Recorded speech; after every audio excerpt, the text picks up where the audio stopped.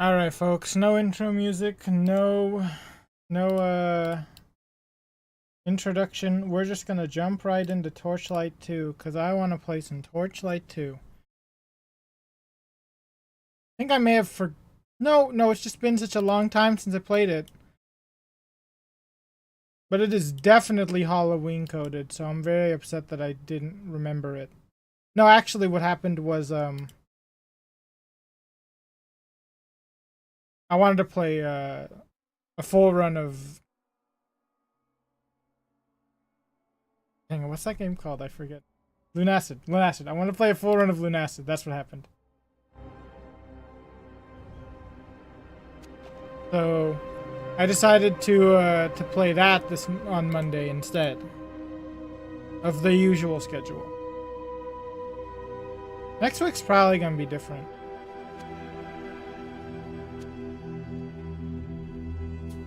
Anyway, if you don't know, this is Torchlight 2. This is the Diablo 4 killer, a Diablo 3 homework copier. But in the most literal sense, because I think they were made up with about the same people almost. Yeah. What am I playing again with this build? I actually made like a character off stream who is a modded character, so I may be a little messed up on where I am. Wish 100 critters.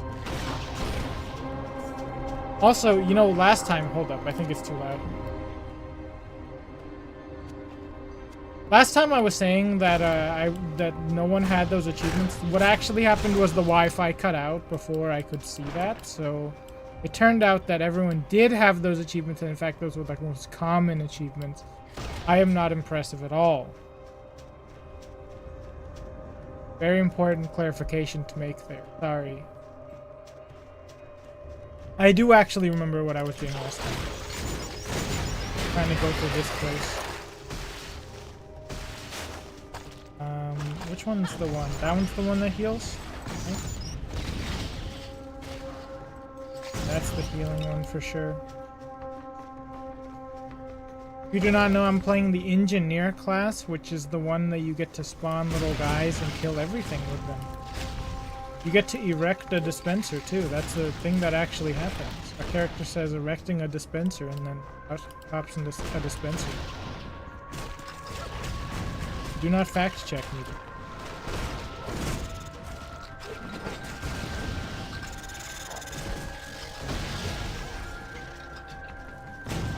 So with my modded character, I learned that there's like a giant mod pack of mods that everyone recommends, and I downloaded that, and that's the entirety of it. Obviously, it took no effort at all, though, because I got it with, you know, it's in the workshop. It's like super easy to download mods for this game because of workshop. Workshop is truly like a miracle. So we're kind of trying to like stun our enemies with this character. Not happening right now though, that's for sure.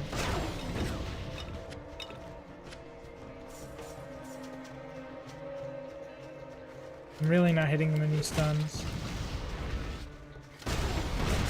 I don't remember what the mod I downloaded is called. I just know that it was really popular. That was also the moment I learned about how mods work, and that mods don't interfere with the normal saves, which is lovely.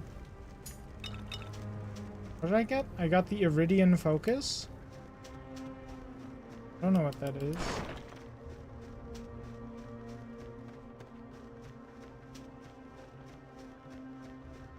By the way, seems a lot like this this freaking week.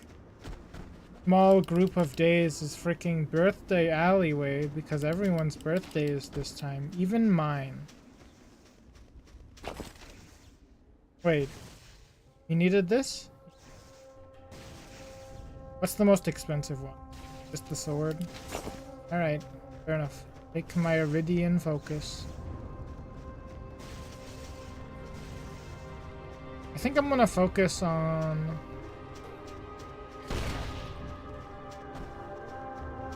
I guess I should be focusing on the main quest.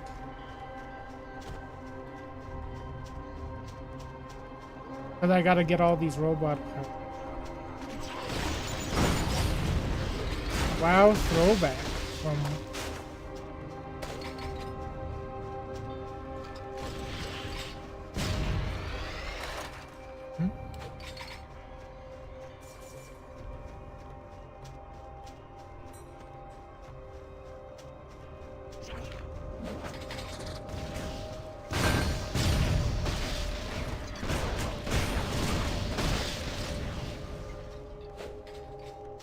I thought your name was the message, but it's not.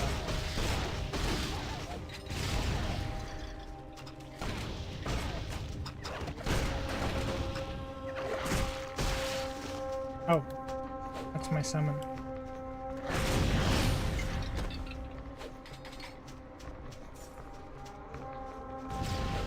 Why is my mana so fast?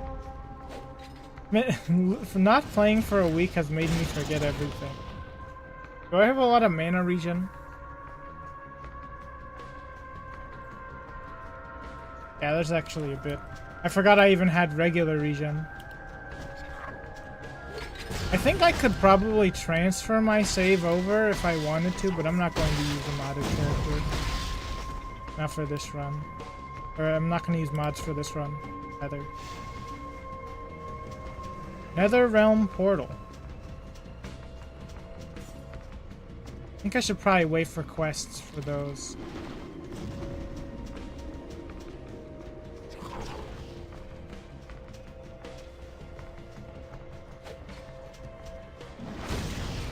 Is my headcrab gonna do anything about that guy who was following me?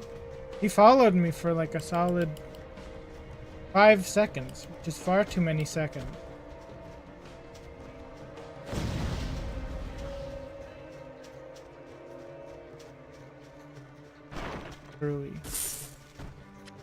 Barter 2. I wish it just told you what it does. Like, I wish it just told you the exact thing it does, rather.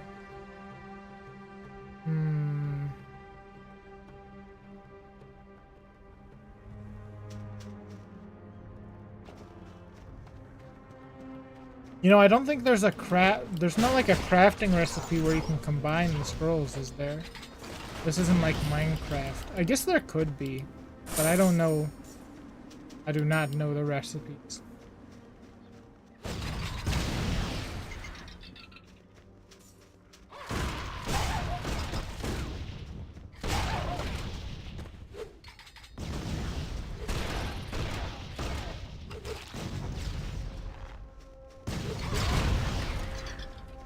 I really don't know. I was just surprised that there practically is just Heradric Cube in this game. But then whenever I read that this game was made by people at Blizzard as well, I was less surprised after that. Wait, why do I not take that electric amulet? I could just sell it.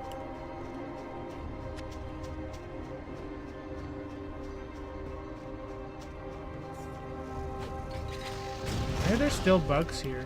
I guess I haven't really gone to this part of the map.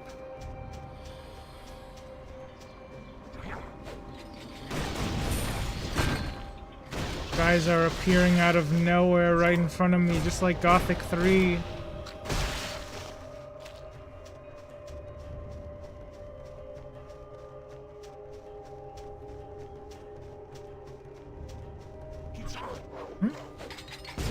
Wait, maybe I'm literally just telling the truth, yeah. Maybe I'm clairvoyant. They are just... This is an appeared right in front of me type game.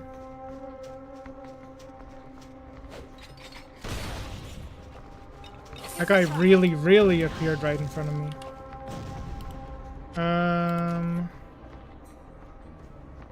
Doesn't tell you the value. I'm not gonna keep any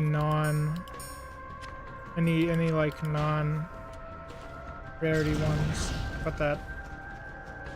Any normals.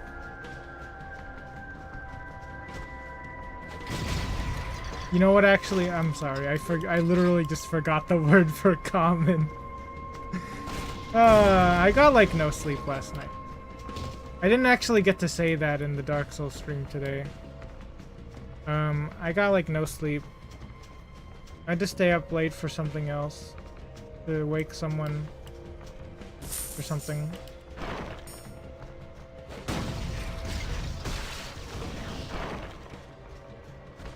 I can't elaborate any further, but I had to stay up late last night. He's trying to do something to me. He's trying to retaliate with my own strategy. I'm not gonna blow it up. I'm just gonna catch him normally. Oh yeah, I might get a call from my sister, so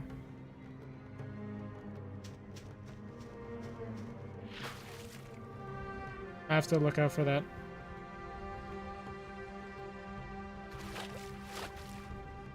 Alright, I got a tag. I got a big crab egg. But we already have a head crab. Wheatley's already a head crab. What does the crab egg do? Crab. Wheatley doesn't need that. That's just like, that's redundant. Oh, a crab warrior. The big crab egg transforms your pet into a heavily armored crab warrior.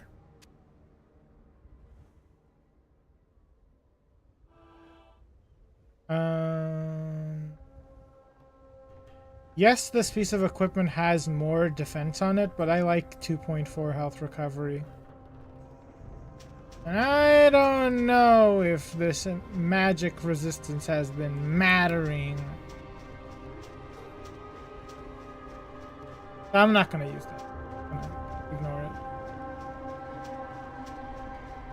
Wait, didn't I get 2 tags too? What were the tags?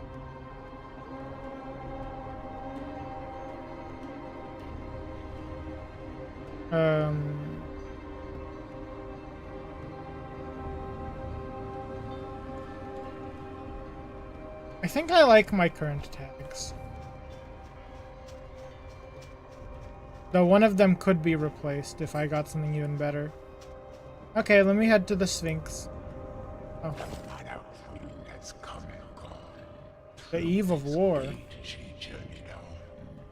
Give us the Sphinx not have a riddle for me?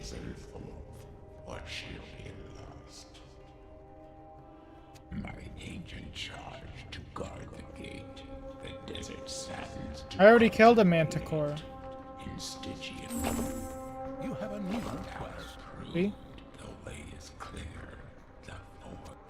I already killed him. Save Zerifesh? Okay. You have received a quest.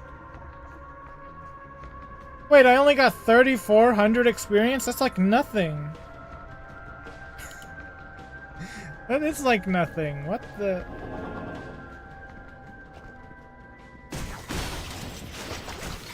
I guess that the experience from killing the manticore was supposed to be sufficient. Or something.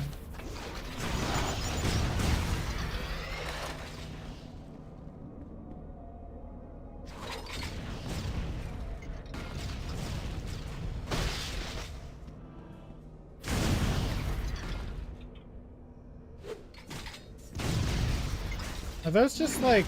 What? Oh, frick, I didn't even know that they were hitting me. Wait, did I die to like a trap? I think I died to like a trap. I didn't know that there would be traps in the ground like Skyrim here. Yep, okay, there are traps in the ground like Skyrim. I was too busy paying attention to the fact that I was trying to read what the shockcopter did. Fires bolts of electricity, okay. He's so tiny, so it's hard to hover over him.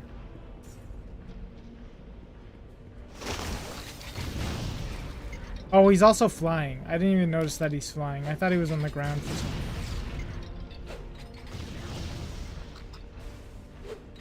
reason.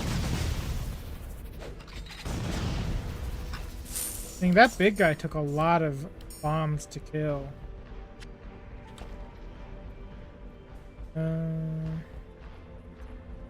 Wait, this is way better. Yeah, I'll use that.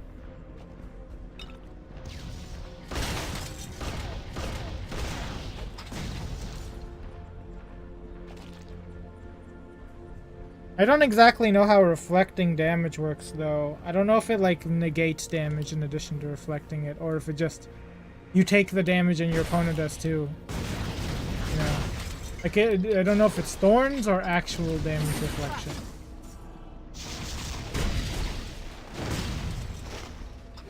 What is this? Mobile sentry. How am I dying so bad? I don't have enough mana.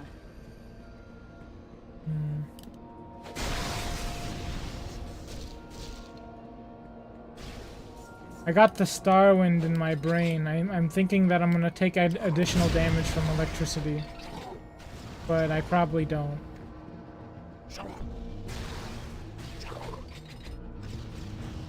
That guy just spawns like a Terraria magnet sphere. Doesn't he?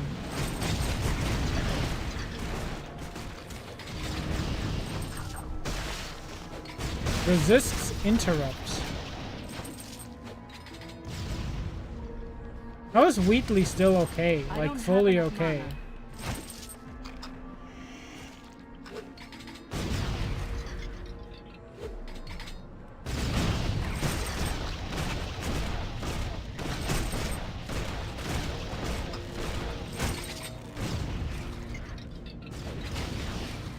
How do I switch weapons again? What button did I make it? Shoot.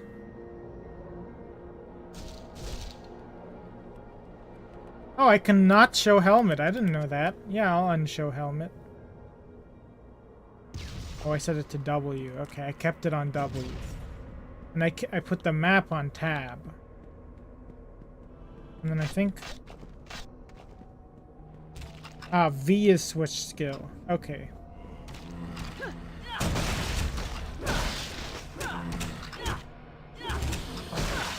Maybe this this weapon's not good against the mummies specifically. The mummies that resist interrupt.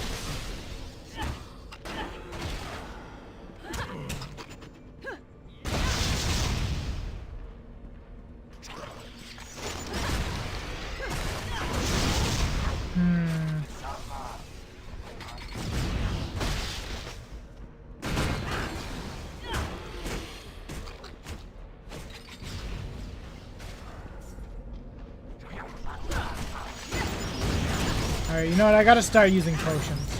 I've been just not using potions at all, thinking I could just regenerate my way to victory. That was foolish. I gotta use potion. My map is... Wait, is my map not out? No, it is. It was out. I wonder if any mod adds like a dash to this game. There was a mod that I saw that actually turns this game into another game because it uses the same engine, which was weird. Uh-oh, I'm dead. I didn't hit the one key fast enough. I'm so bad. I'm legitimately so bad.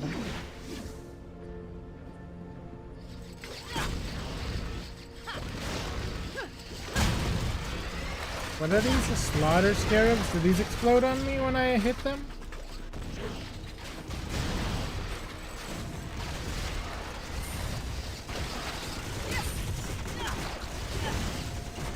Did I say slaughter scab? I meant to say slaughter scarab.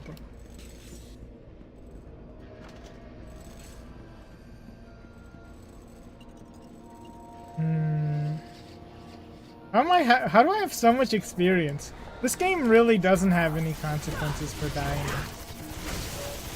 Uh-oh.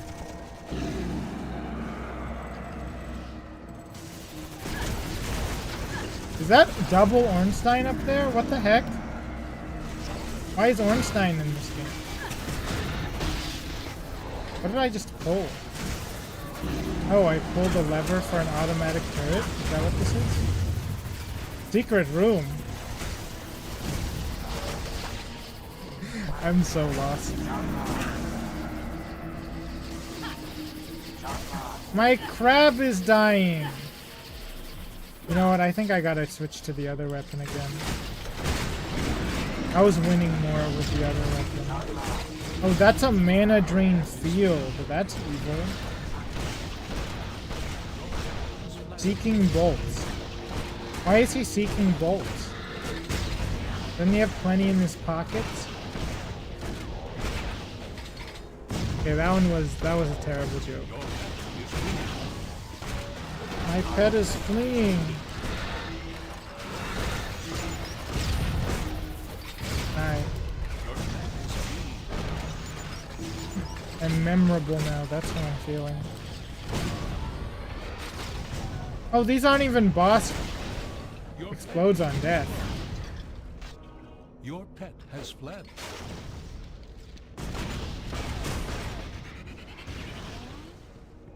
And he really does explode on death. Wait, did I summon this automatic turret just for it to shoot me?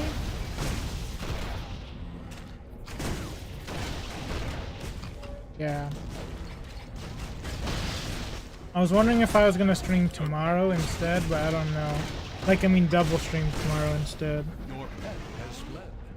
Part of me doesn't even want to stream at all tomorrow and instead stream on Sunday though.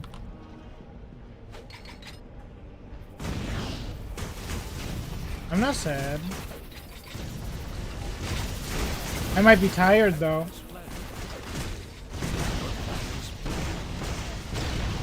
Your pet is badly Very tired.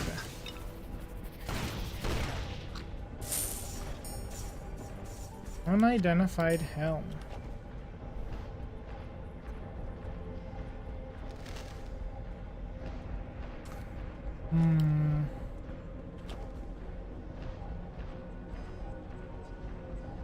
What level even am I? 25.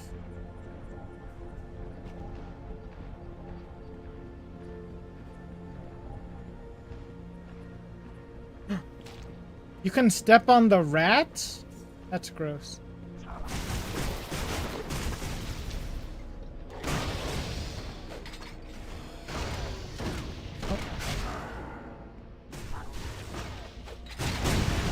I think the automated turret guys are annoying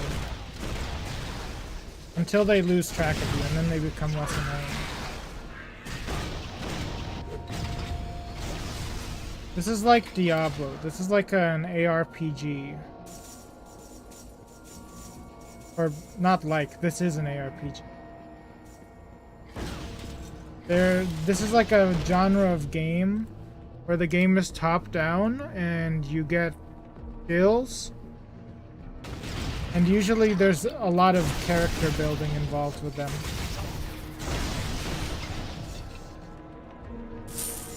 Diablo 1 was one of the first ones, but Diablo 2 is one of the more memorable ones of these.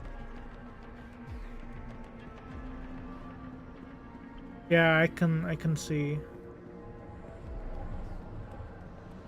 But Diablo 1 and 2 are like the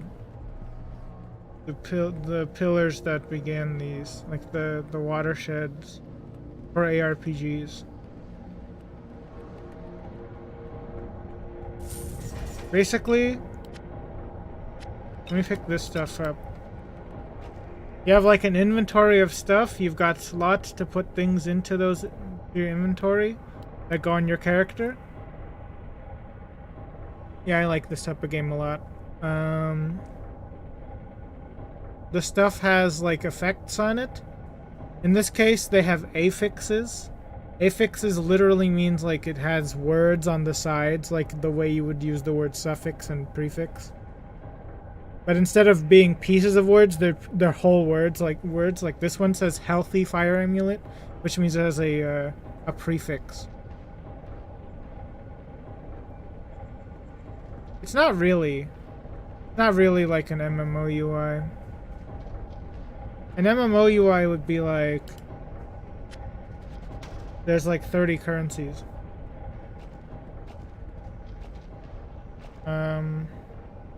I forgot to put my point in for my skill. 32 for the next heavy lifting? That's like next act. No.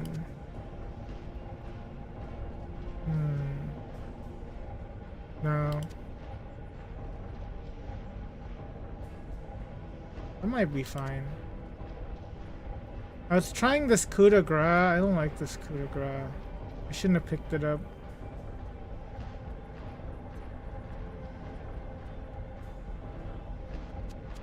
Oh yeah, I was trying to level something else here. Oh, I already did that. I'm gonna go with Bulwark. Keep dying. I died twice here already. I hope I didn't just walk into traps and instantly die. Be very shameful.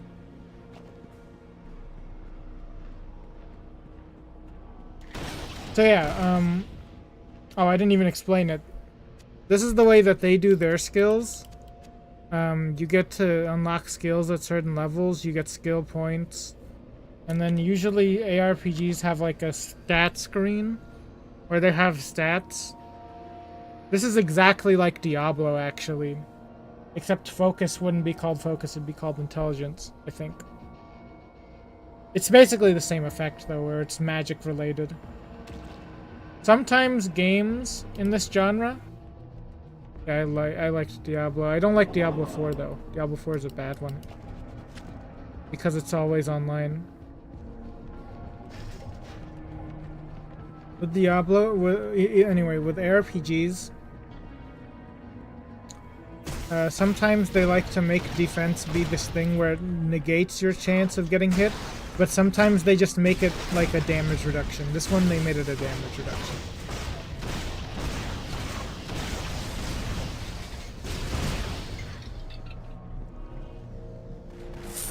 In fact, I think a lot of games actually use the way where, a lot of games in this genre use the way where it's like a chance to negate damage entirely instead of a damage reduction.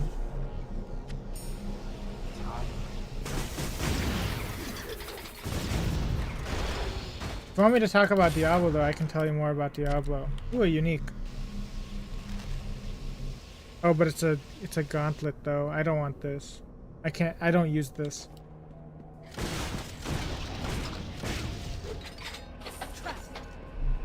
Oh.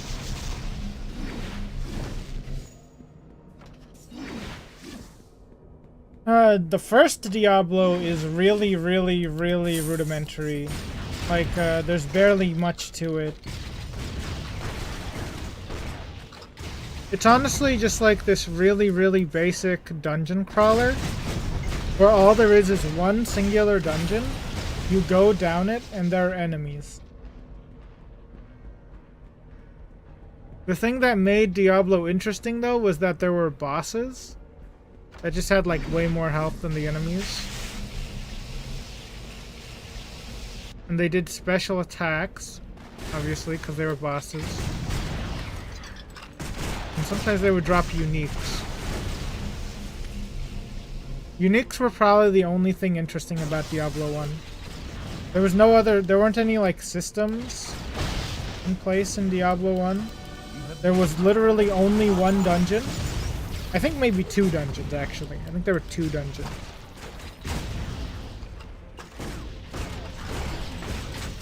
And so the only things you could really do was fight bosses, hope for uniques, and also there was a gambling feature. You could gamble for uniques as well. The game didn't even teach you anything about rarities. What is the difference between an ARPG and a looter shooter? I think ARPGs came first.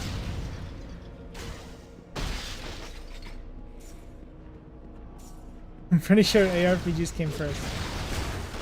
Oh. No, I want to walk. I don't want to be over here. That's the first thing. Also, not every ARPG has guns in it. No, they're not the same thing. I don't think so. A looter shooter.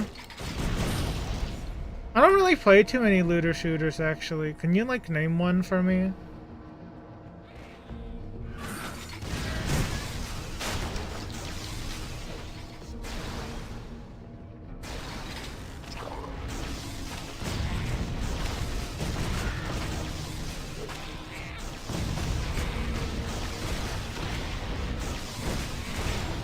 Actually, you know what? No, I can tell you the difference for a looter shooter. They're not at all different. They're not at all the same. ARPGs and looter shooters are not at all the same. I think there's more of a focus on shooting in looter shooters than character building.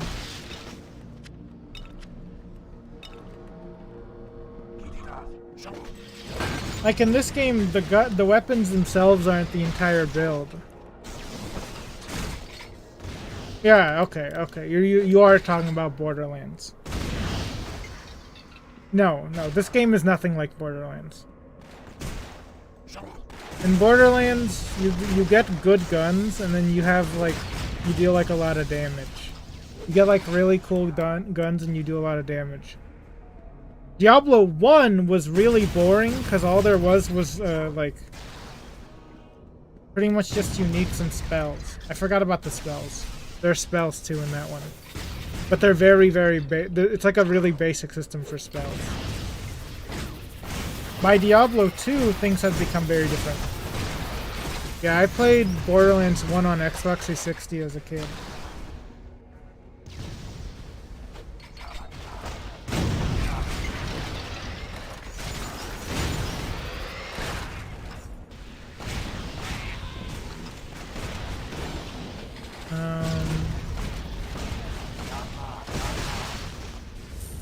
Right now, I don't really want to play Borderlands though, because apparently they did something to their EULA or something, where they're now spying on you or something. I'm not sure.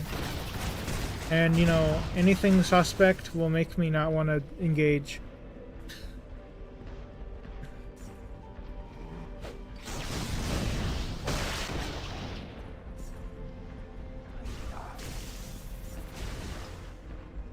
Anyway, a looter shooter like Borderlands is really more about the weapons, right?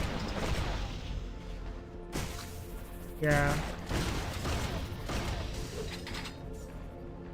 I mean, if you go to like Steam reviews, that's what people are saying. So I'm not sure. I don't know if those Steam reviews are always so I don't know if those Steam reviews are always so accurate, but you know, if the majority of people are acting like them, then it's probably true. Like if there are people who are marking it as helpful, it's probably true.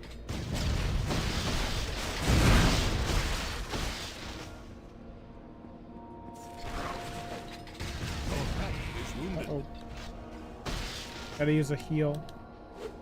Oh, there's no more guys left.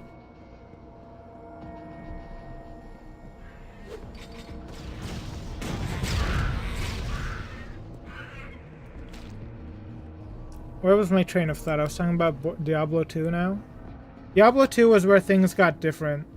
They started making it to where whenever you leveled up, you did something other than just level a stat. They added skills to the game. And way more other systems. I think that if you had to compare loot from Diablo 2 and loot from Borderlands, loot from Diablo 2 is way more interesting. By a lot. Which means that builds were way more interesting. Certain loot in Diablo 2 would enable you to do certain builds. Like change the way you play the game completely. That's why some people say that Diablo 2 is like the best game ever. Not even ARPG, it's straight up the best game ever.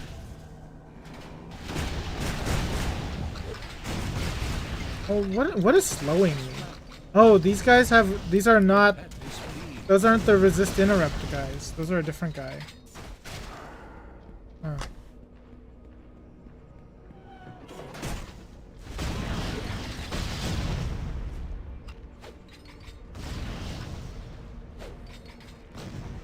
I gotta walk away from that guy. How many potions do I have on me? Oh, I'm running out of these. Oh, I actually ran out of the purple one. Oops.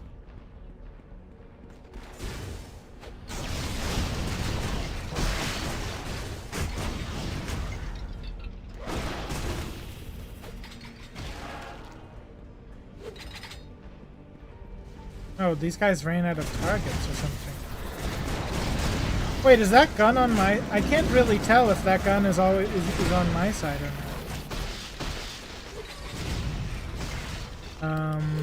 Maybe when I get to a safe area, you can see him or see her. Kind of unsafe here. Oh, I forgot about that guy. That little guy, that Tomb Fiend, he duplicates himself. That's right. Okay. This is my character. And zoom in on them.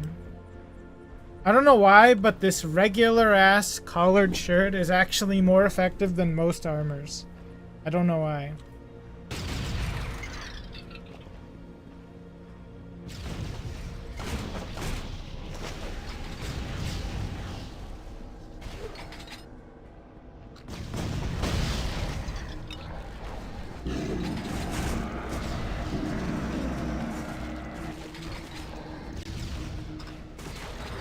Is that the same guy? Oh no, it's a different guy. He's got a different name, I think. Oh, there's two of that guy. I didn't even notice. That guy's annoying. I'm gonna kill this one. And I guess this one too. I gotta go buy more potions, I think. I'm gonna switch to this weapon.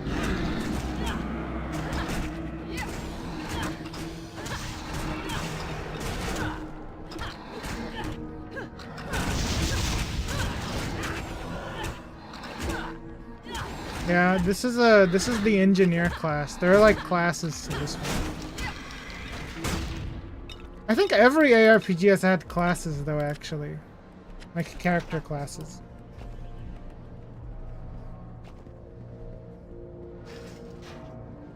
I can't think of an ARPG that hasn't had a class to it. This is the engineer class.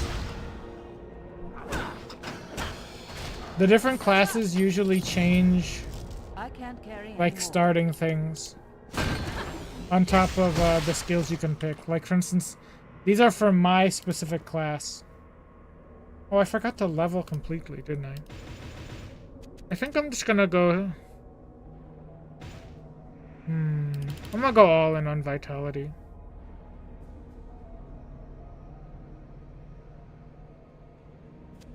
And another Bulwark. Well, this entire skill tree here, these 3 skill trees, you can only use these specifically with Engineer. So these things down here, these passives, hold on.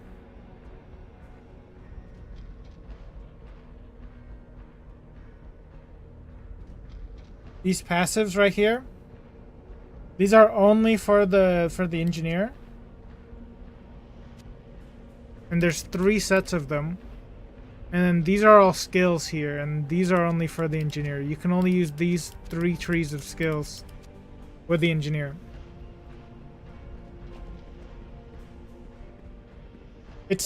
I think it's almost exactly the same as Diablo 2, except for Diablo 2 doesn't have passives.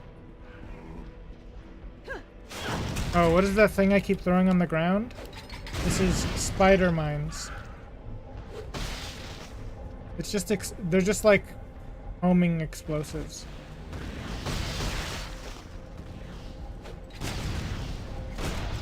I've invested a bit into the spider mines. That's why I keep using it.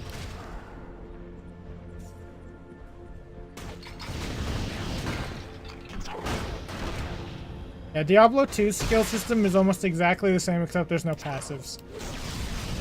There are like several different classes, and they have different abilities. Actually, there are passives in Diablo 2. Never mind, I'm lying. I'm literally lying. My bad. They're just not like this. They work a different way. The passives work differently in Diablo 2. So yeah, this game has like a very similar leveling scheme to Diablo 2. Because again, it's by the same people who made Diablo 2, kind of. That's what I read anyway.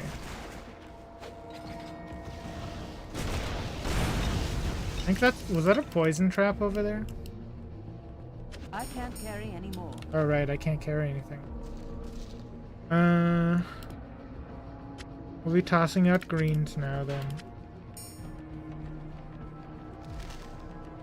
And not from my class. This is pretty bad, honestly. Maybe I just sell that. Oh wait, I could have had my headcrab pick it up. This game is apparently really friendly with Steam and Valve, so there's just straight up a headcrab in this. That's like not modded. That's just in this game. But I just give that to you as a heads up. Unless you don't know what a headcrab is. In which case, I'll tell you what that is.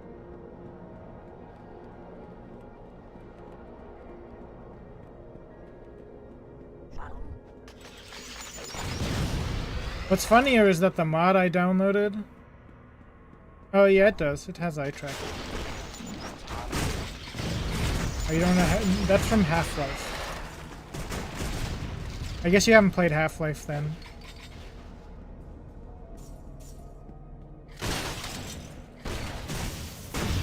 Can't carry anymore. The headcrab is just like a really basic enemy from Half-Life.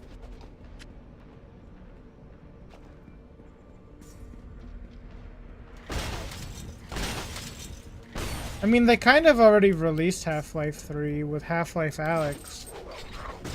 But I think people weren't happy enough with it or something? I don't remember. Weren't they?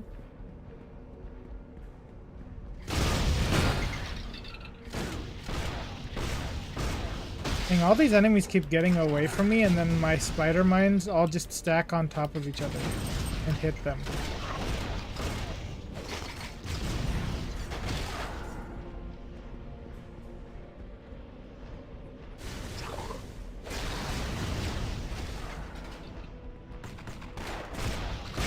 Wait, I think the automatic turret can't hit me if I'm right in front of it, huh? Maybe.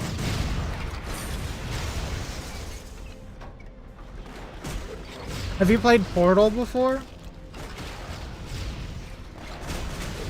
Because the mod that I have actually adds the companion cube as a pet. And somehow it looks so it looks so not bizarre. Oh, okay. Well, in that case, I guess never mind. That doesn't really mean anything to you then. I don't have enough mana.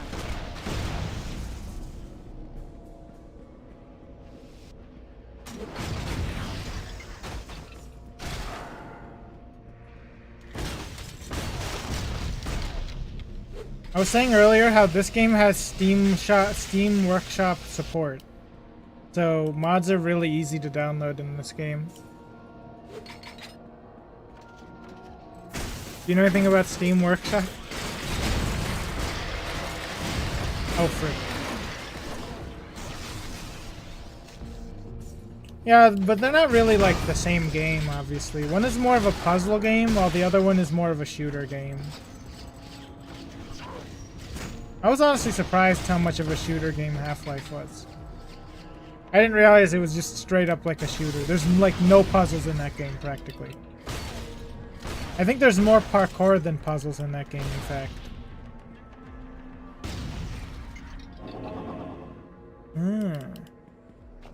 That makes sense. On Steam, there's this thing. There's basically like a mod. It honestly is kind of like a mod forum database where you can just download mods directly and then like not worry about setting them up at all. Like it sets itself up for you. But usually developers have to do it themselves. Like they have to set it up for them, for the players themselves. So it's really sick that this game has Steam Workshop support. Otherwise, usually the players have to go through some annoying like mod setup. You've probably heard about like modding Skyrim, right? Like seeing all the crazy mods for Skyrim. Those are kind of annoying to download until they like did that thing where you can just download the mods directly. It was actually kind of annoying to mod things in.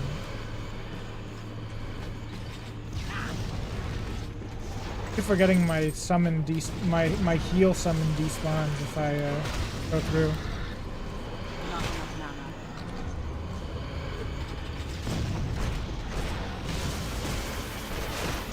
Yeah, so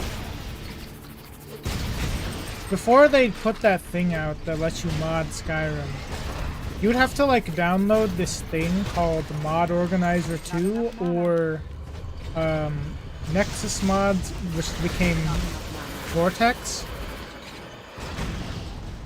And then you'd have to use that mod manager to download mods and install them. Because trying to mod your Skyrim on PC with what's it called? Without those, it was really annoying. Like ESPs wouldn't get read. That's the mod files. They wouldn't get read by Skyrim. So you'd have to download something that would do it for you.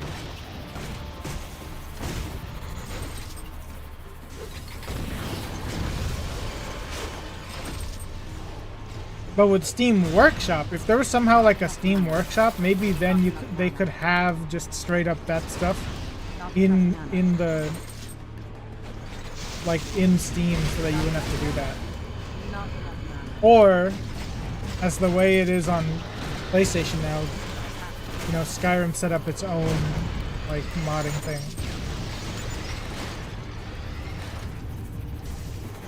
I'm kind of burnt out on Skyrim. I don't think I like it as much as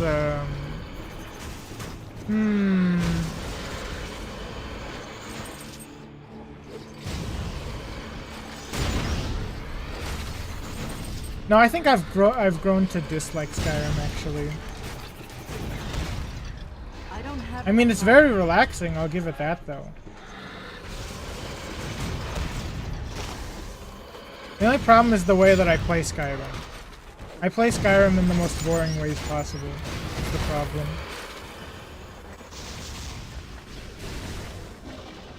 Not to the boring ways you would think. Not like Stealth Archer the entire time or anything like that. It's literally just like I will always do the infinite restoration glitch or the fortify restoration loop glitch and kill everything in one hit. Not enough mana. It's too addicting to do that for me, is the thing. Well, I'm just telling you, like, why I'm not, like, I haven't really been enjoying it. Actually, no. There's more to it though. I'm so used to playing Skyrim with mods, and the Bethesda has been like doing this thing where they update Skyrim with like the tiniest little update that does nothing. They actually did this with Fallout 4 as well. And it messes all the mods up. And then I have to go reinstall all the mods, and like it's just a fatiguing process really.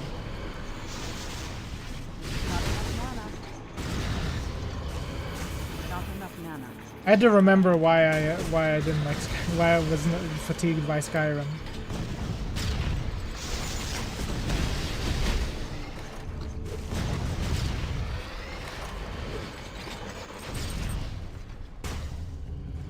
Yeah, I'm one of those people for sure. I gets real mad whenever Skyrim updates.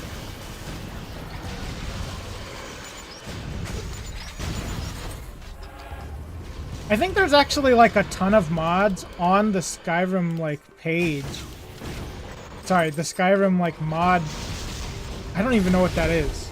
It's so weird. Yeah, the Skyrim mod thing. I think there's a lot of mods on there that just won't ever work because I think they're all so old and broken. This guy is taking a lot of damage to kill. I actually try not to use that because it actually patches the resto loop. Do you know about the Fortify restoration loop?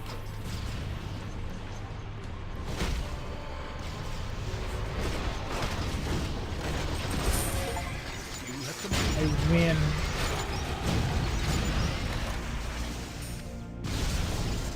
Yeah, I do it every time. It's too easy to... It's not, like, easy to do, but it's so broken that I always just do it. It basically negates the need for carry capacity and, like, a bunch of other things.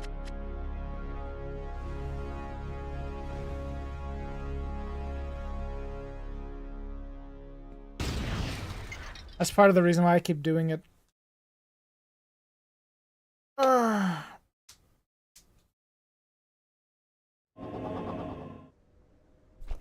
Actually, if I ever use the unofficial patch, the way I do it is I install the official patch, and then there's a patch for the official patch that gets rid of the fix for the resto loop.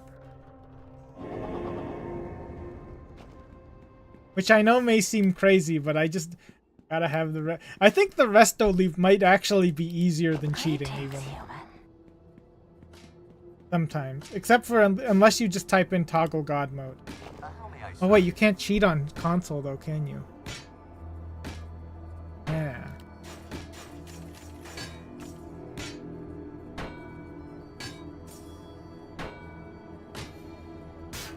Whoa, this heals me by 3.5 for every second? Absolutely wear that one. Twisted Tools. I'm not gonna try to teach you the Fortify resto loop, by the way, because I actually, my niece really was into the Skyrim, and she wanted to know how to do the Fortify resto loop. It was way too hard to explain it over phone. Like, way too hard.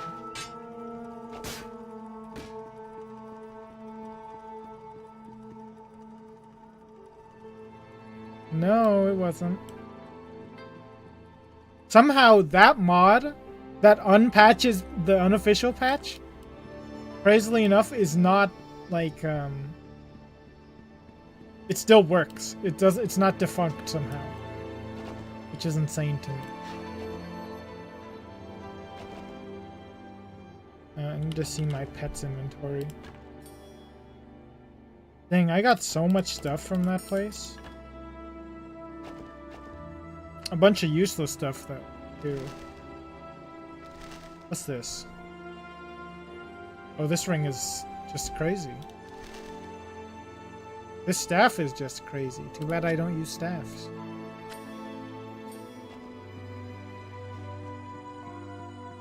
Be welcome.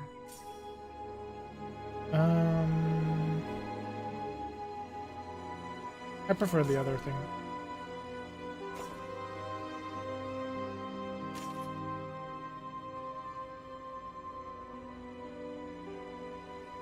How is this blue worse than the green?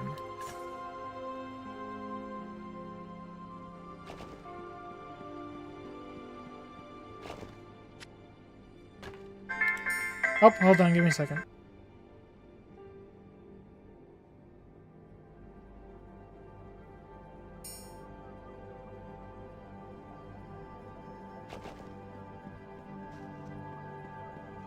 How may I serve you?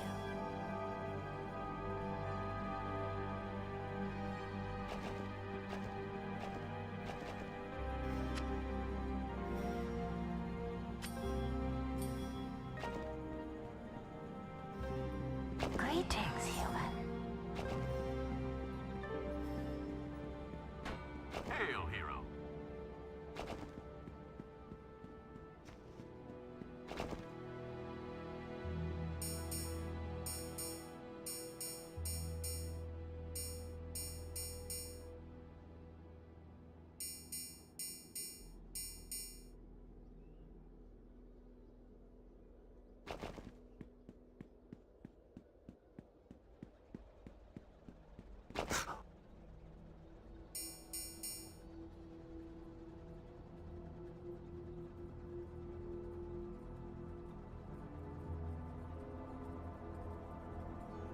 Fortune smiles upon you.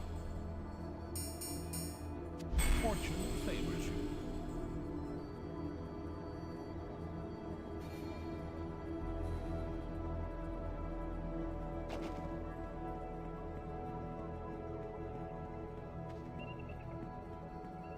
We must act quickly. It appears the artificer you defeated in the vaults has enslaved the guardian of mana for the enemy. The most pressing danger is that they will use the enslaved guardian to corrupt and control all the world's magic. Our only recourse in that event may be to destroy the guardian.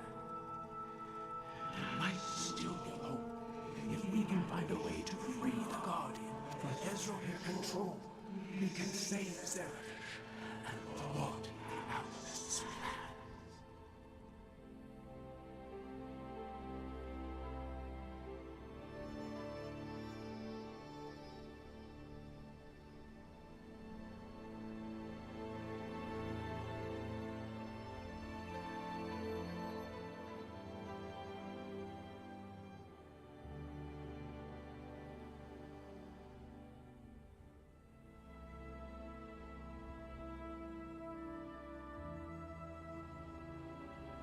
Not far from here, in the salt. You have a new quest. Welcome, my friend.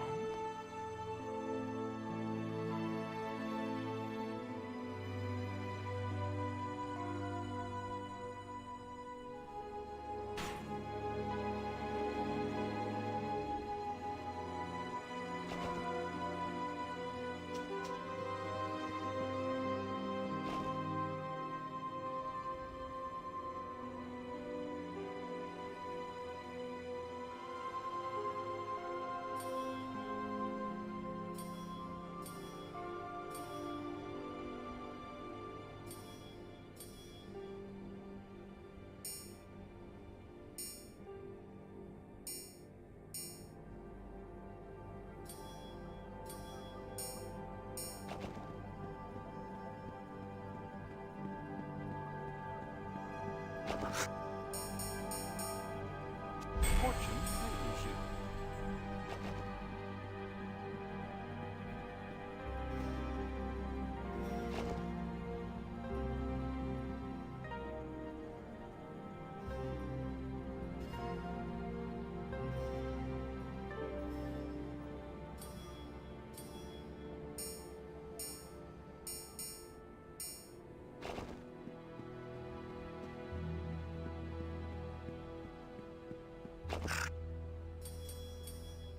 Fortune smiles upon you.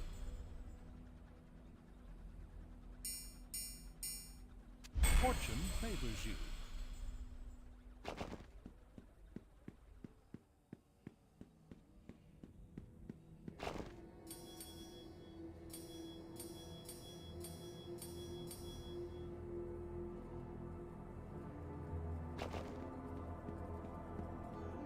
Welcome, my friend.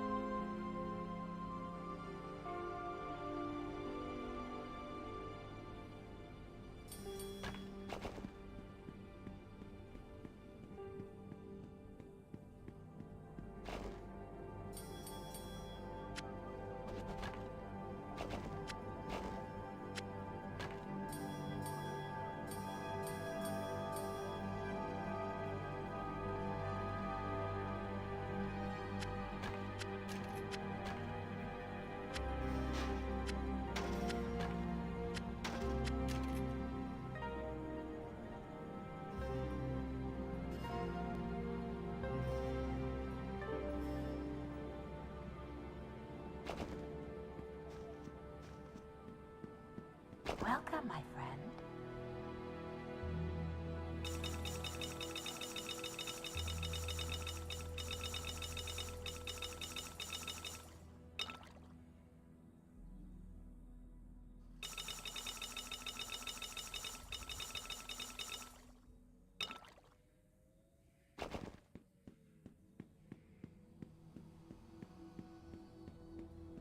How may I serve you?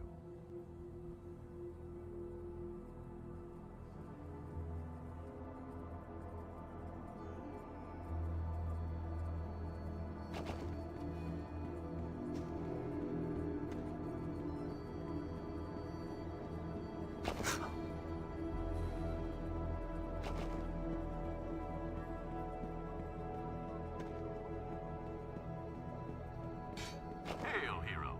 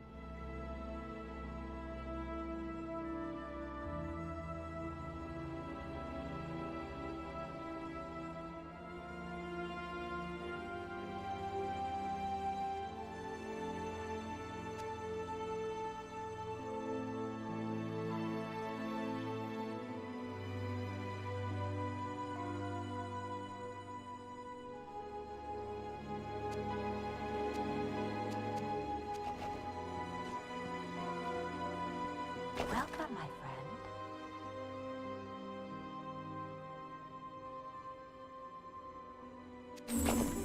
You have a new quest.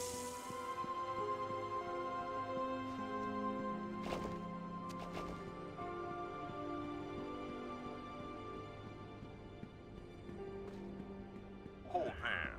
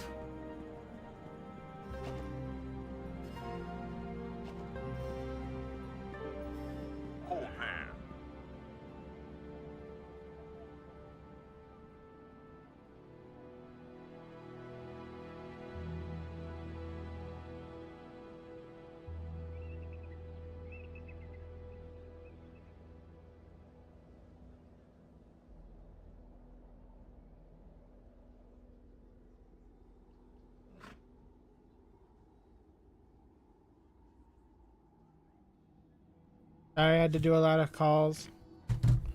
Welcome, my friend. Man, I was literally like trying my best to figure out this recipe over here, but I just don't understand it. It perplexes me. It says one unsocketed item plus 2 of any gem of equal or greater level. I don't understand. I just don't understand this recipe. Can you combine these ones? Fortune favors you. Fortune favors you. Super health. Yeah, it's okay. It's just talk about my birthday. Fortune smiles upon you. Nothing bad. Can't combine the fish together. Oh, that's bad.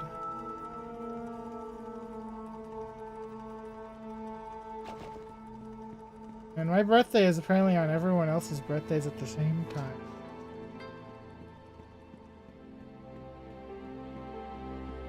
I have my birthday is on the day that any edgy person would ever want ever. Any emo, edgy, goth person would ever want. October the 13th.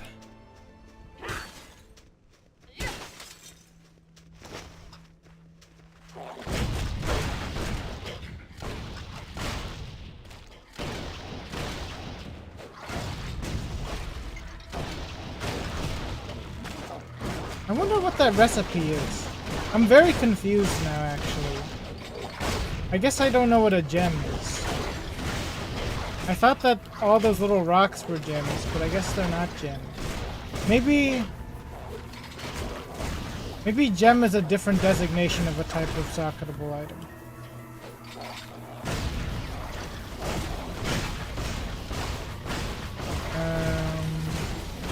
It being on a Monday kind of sucks. Sure.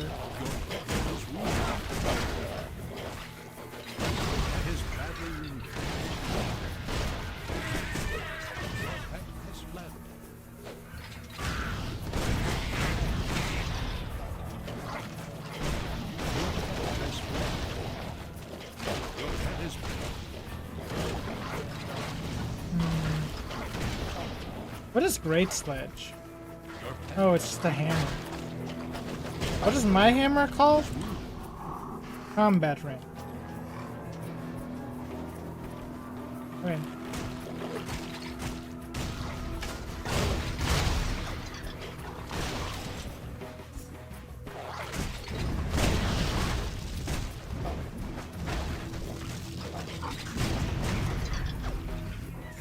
I think I'm just eating up all of my heals.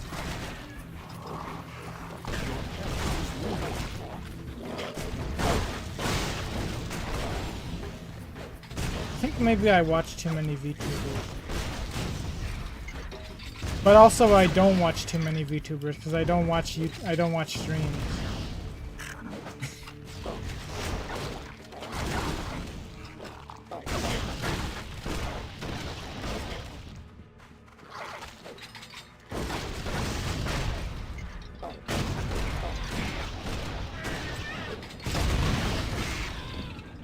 The only funny fact I have about my birthday is that my birthday is actually the same as Alexandria Ocasio-Cortez's birthday. I gotta be honest. I'm a freaking bad Oshi haver. I don't really have an Oshi, honestly.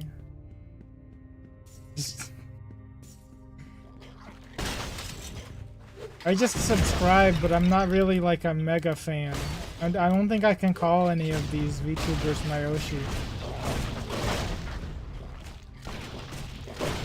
I don't feel bad. I just don't have an Oshi. I think you have to be a big fan for you to have an Oshi. If you want to know what my scheme was for how I picked who I subscribed to, though, whenever Hollow Live was becoming popular, I literally only always picked the VTuber who was the least popular. So like, You don't know anything about VTubers, but like Hololive is like this big mega corporation that has a bunch of VTubers, and there are like generations to them.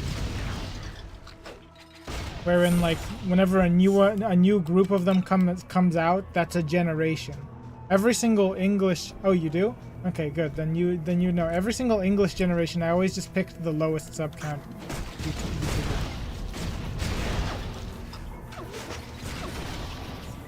I always just picked the lowest one. Like, I didn't think anything about the character, I didn't think anything like that, I just picked the lowest one every single time. There were some moments where I hopped ship, though. I literally, that's how much of a non-Oshi haver I am. I literally would hop ship on a whim. I can give you an example for that. So, dang it, what is that? What generation was the one that had Bay in it called? I have no idea. See, I'm literally a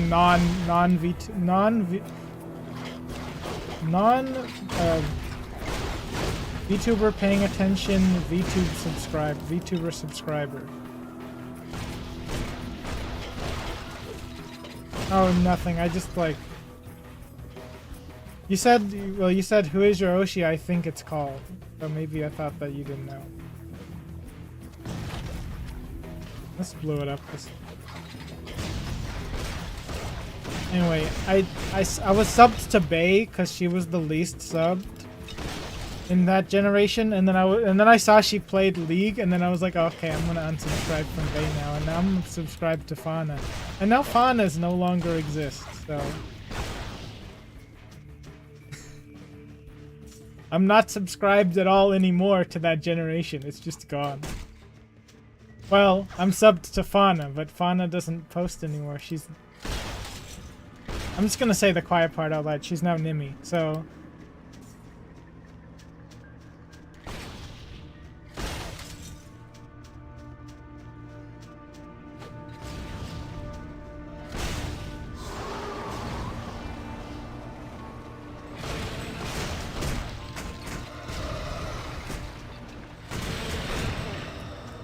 Oh boy.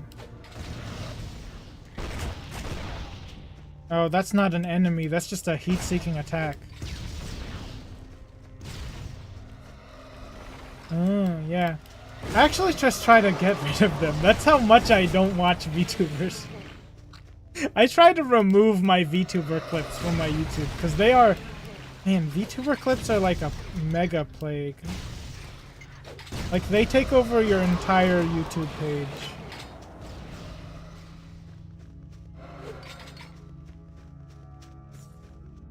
Oh, I just listen to political stuff in the news. A lot.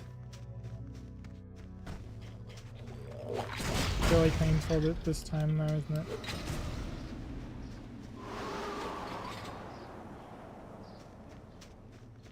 I used to watch drama a lot whenever I was a teen. Then now I don't watch drama at all because I just don't care about it anymore.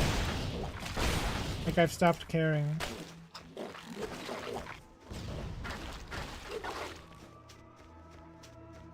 Yeah, I really don't watch Pokemon or VTubers.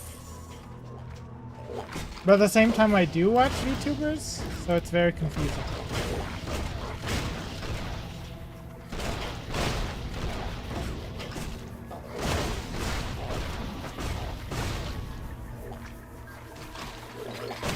Oh, I changed my VTuber a lot all the time. Actually, only decided to use this one. Starting this year.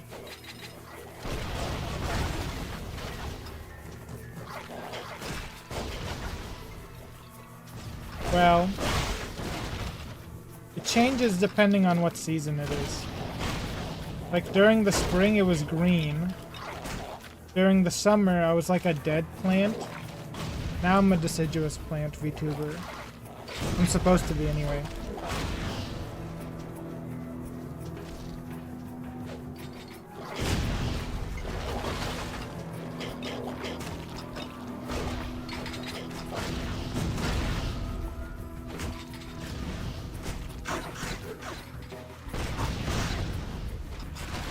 I think in the winter I might be bald, honestly. I have no idea. Last year, I was using a more masculine VTuber model, but that was before I figured that I was more of like a non-binary. Like I came out and realized that I was probably more non-binary than I thought. And so now I'm using this one. But last year, in Halloween, my VTuber model was horrific. It was like terrifying. It was genuinely horrifying. I think I still have it actually. My health is low. Your pet has fled.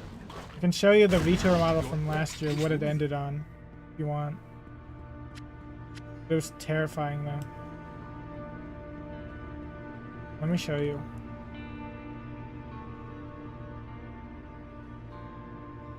Let me just hide it real quick. So it's a true jump. Oh, I'm one of those people who says any. Let's see, do I have it still? I do. The End of Dying Man. I can't believe I did this. I'm just ahead, and I've got like so many things missing. I remember using this last year. This was truly horrifying, though. Like just ahead. One of my eyes doesn't even work because it's missing the eyelids. Actually, see, look, I'm blinking, but it doesn't work.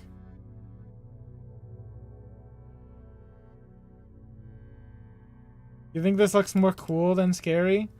Whenever I saw this the first time, it was scary for me. It was genuinely pretty scary for me, actually. But now it does kind of look more cool.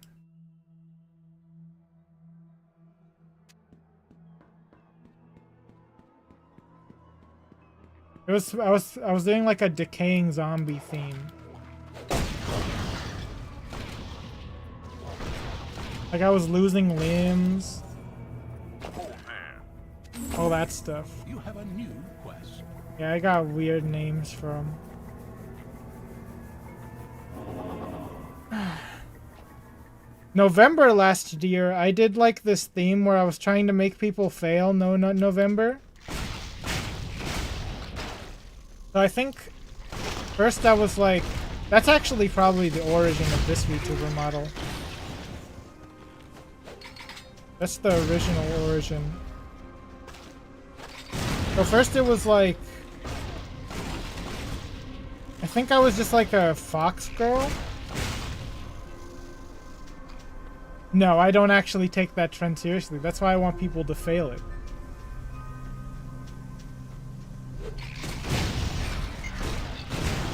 But yeah, at first I was like a fox girl. Then I was like a big titty goth girl. Then I think I became like the plant girl. Then in the last week, I think I went like flat goth girl. That is very stupid. But it is fun for me to build like a VTuber model around it though. Conceptually.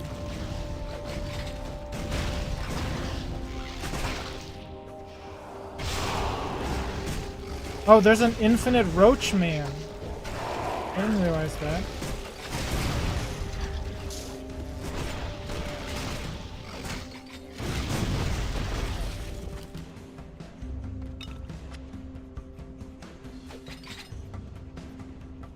Honestly, I don't think I was even close though. I don't think anyone would care about a VTuber model. I don't think anyone's gonna nut to a VTuber model. Unless it's like a fan art of a VTuber model. So I don't think that was ever gonna work.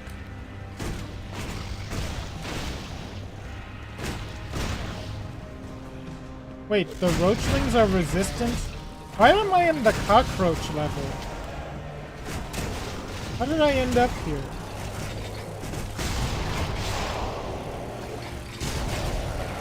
Resurrect multiple hunt. Wait. Roach Myrmidon.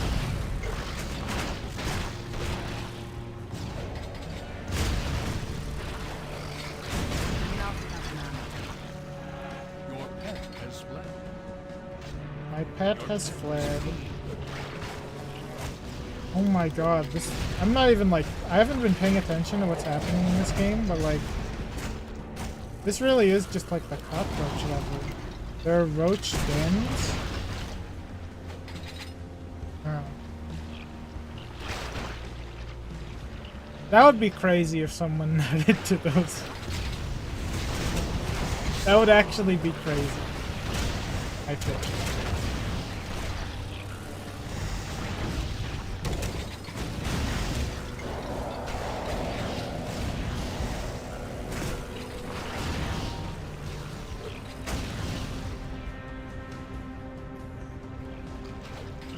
Actually, I think there was also another one. I think there was another VTuber model Not enough mana.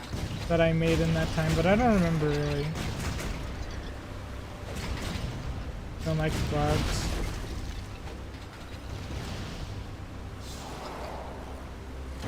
Yeah, I actually, whenever I look at this level, I really thought immediately of Maxi, honestly. Wait, why is there a green thing here? Wait, why is there a star here? Oh, I have to destroy this?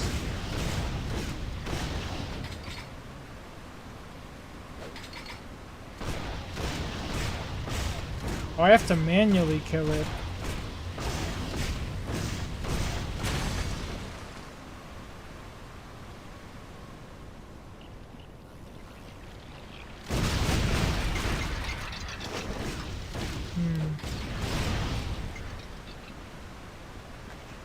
You know, if there's one type of content I won't watch though, I will never really watch League. I'm really uninterested in League. League is like an instantaneous unsubscribe, actually. Unless you're exactly video game done. Because he quit League, so like, there's not gonna be any more League.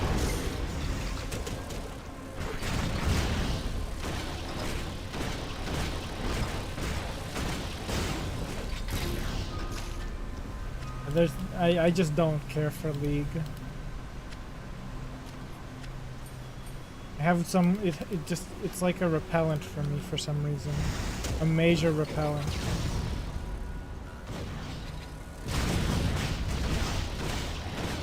I think I've actually tried League like a long time ago, but then I was like I just didn't have the interest in that game at all. Funnily enough, that was in my high school. They were trying to do like an esports league, and they had League on the computers. They had specific laptops that had League on them. I don't have enough mana.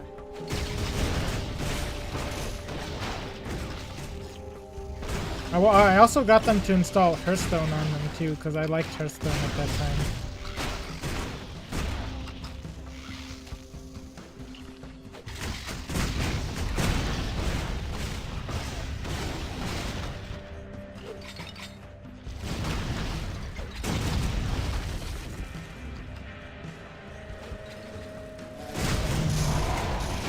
Discovered Twitch in high school. I actually watched Twitch more probably in high school too, honestly. Because I was watching Kriparian. And he didn't stream on YouTube at that time. I don't really watch Kriparian still anymore, but like, I'm still subbed to him. But he now streams on YouTube at the same time, so I wouldn't even have to open Twitch. Man, these cockroaches are so annoying. Even though I have the hard advantage against them of fire damage. I'm in my 20s.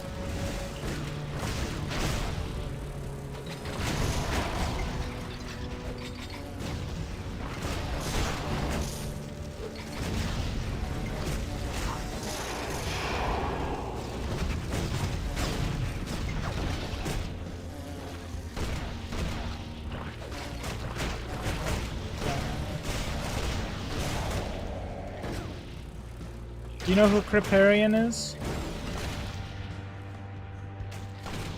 I used to watch so much Kriparian. Then Hearthstone died. And now I don't watch Creparians.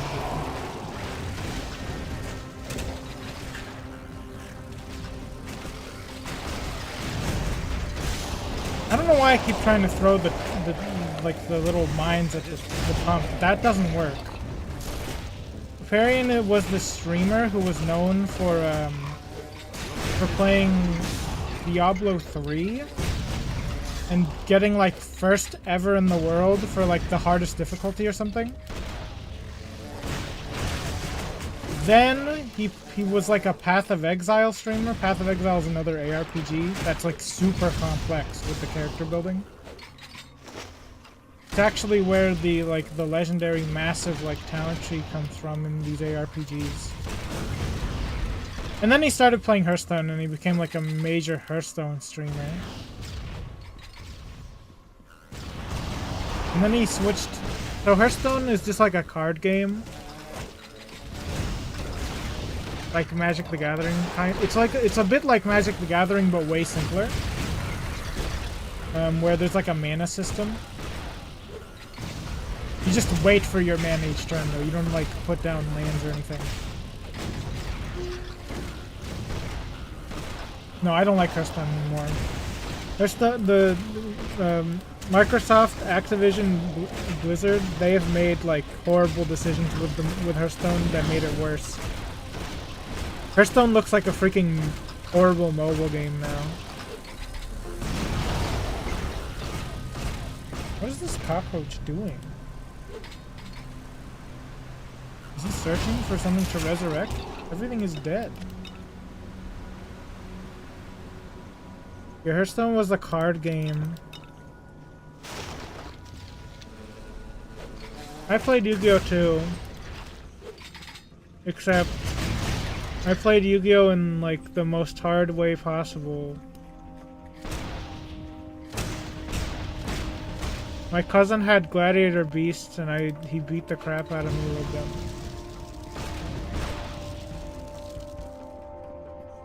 He had like on-release Gladiator Beasts and there was no way I could beat him.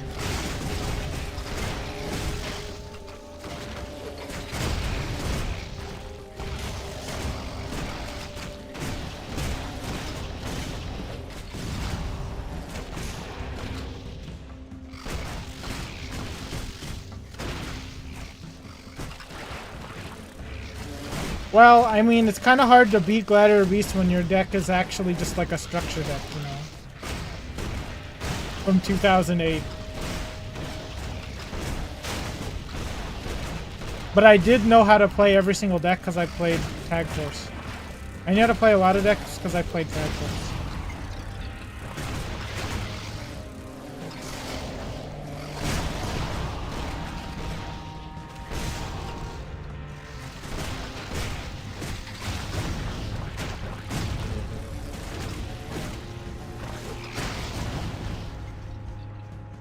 Man, my favorite thing to do in Tag Force was actually to like turn the ban list off. Yeah, I played the PSP games. My favorite thing to do in Tag Force was to turn the ban list off and then play Exodia FTK, but not like the normal Exodia FTK. I would play Hope for Escape Exodia FTK, where you would play like a gift card and Makira the Destructor to give your opponent life points.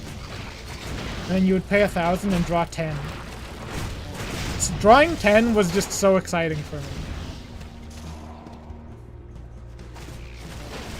Yeah. I never played any of those DSO games.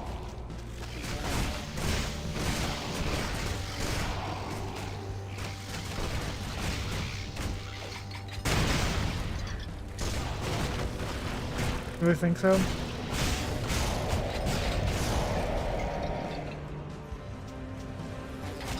The closest to like a really old Yu-Gi-Oh game that I played though was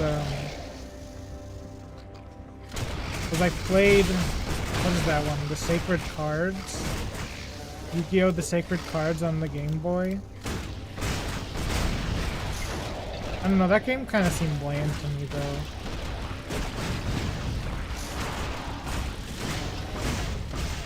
That game was super confusing.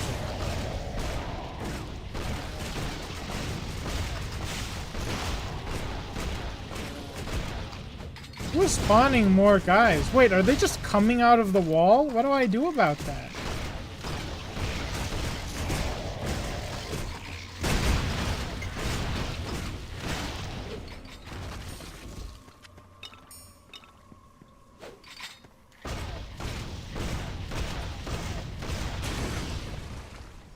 I don't know. I'm trying to play scary games for this month. I'm actually gonna play some different games next week from the normal schedule. Did that work? Oh, that actually did work. They do take damage from it. Completed request.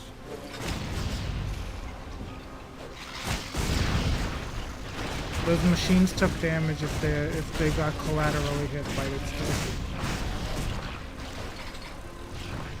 I gotta be honest, I barely ever play scary games. I'm only playing them because it's Halloween.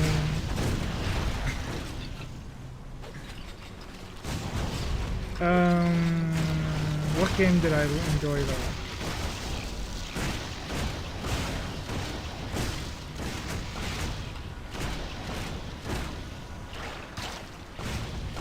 I don't even know if Lunacid counts as a scary game or not.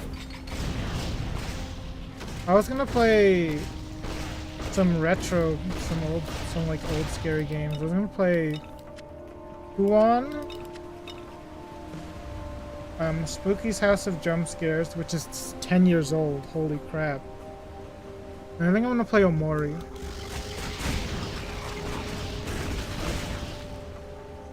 Which I know nothing about Omori and I know nothing about Kuon.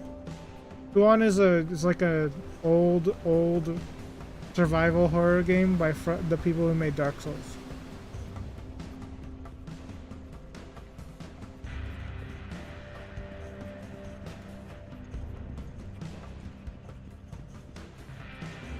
You've never heard of Spooky's House of Jump Scares even? Wow. Omori is this apparent. I've never played Omori or seen gameplay of it, but it's apparently like a psychological horror game.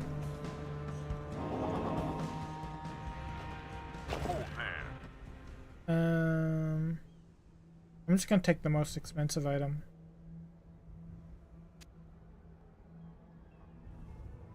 Clock tower? Yeah. Before I learned about JonTron being a bad person, I think that's why I've heard of Clock Tower. Is it that one? I've played some terrible old, like, horror games. Alright, maybe not terrible. Okay, actually, not like some, but like one terrible horror game. That's old. It was Echo Knight. Echo Knight was terrible. Oh, okay. That's my only knowledge of that game, though. That's what I'm trying to get at.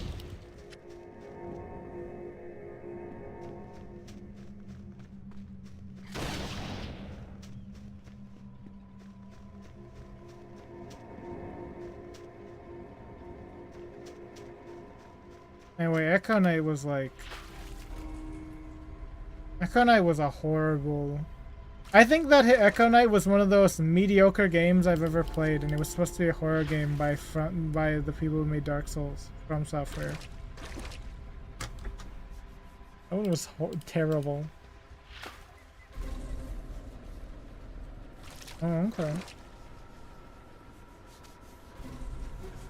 So what is Clock Tower actually like? Is it like...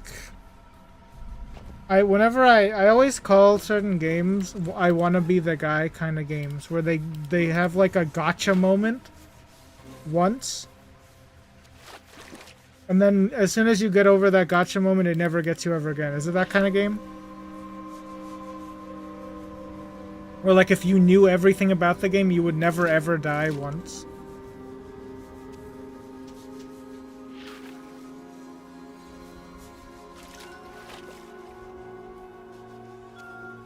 Yeah, okay. Man, a lot of those old games like that trope, don't they? The thing where you run away from something else. Echo Knight was the same way. Echo Knight was like, the last level was like, you run away from the final boss. And then he just dies.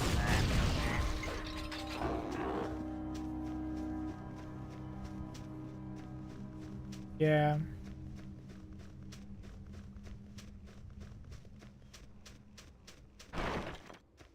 I played Silent Hill 1 for the PS1 with an emulator, and like, that one is a lot of running away, I think, too. Except you can also kill the enemies.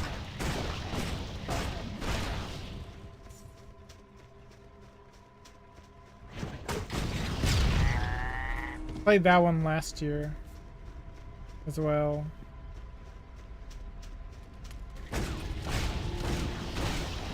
Flame resistant. I'm flame damager. Oh, never mind. They're dead.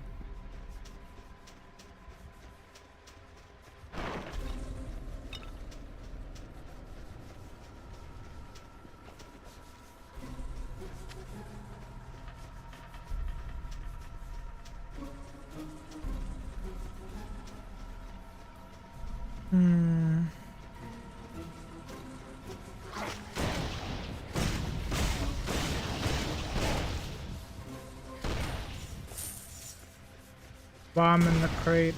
A second bomb in the crate. Wait, am I on like a beach or something now?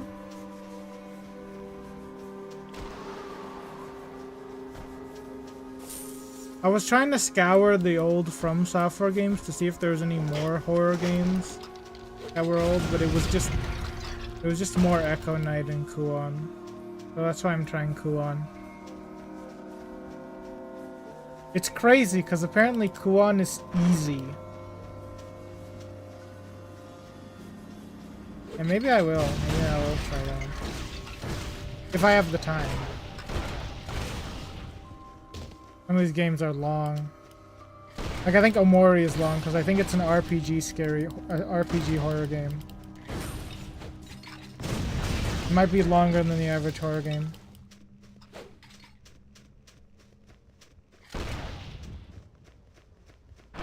I was also considering doing Deltarune Genocide Run. But I don't even know if that's going to be really that scary. Or sorry, Snowgrave. Snowgrave Run, that's what it's called.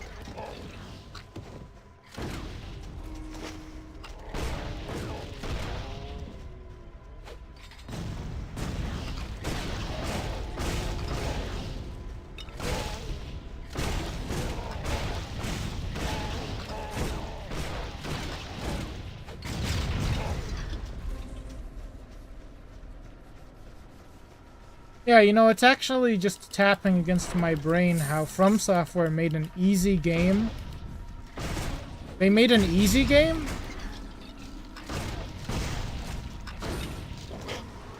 How the heck did they make an easy game?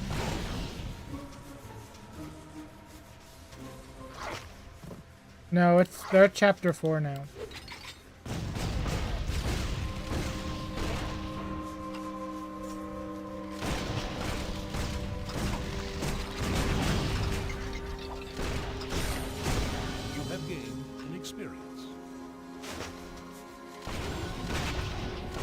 They've got chapter 4 up, and honestly, chapter 1.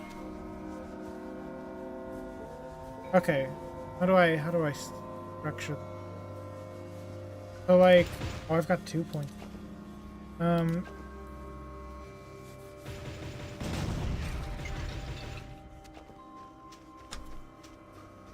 Chapter 1's kind of like the shortest chapter. Chapter 2 is kind of like double that of chapter 1, I want to say. Chapter 3 is a little long too. Like, I'm trying to tell you, like, content-wise.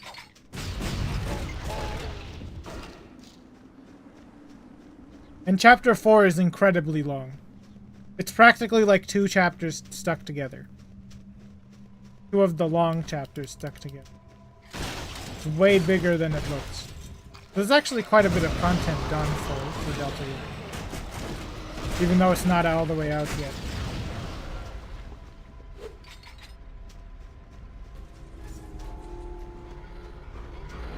Yeah, they gotta. Toby Fox is working on 3 more chapters.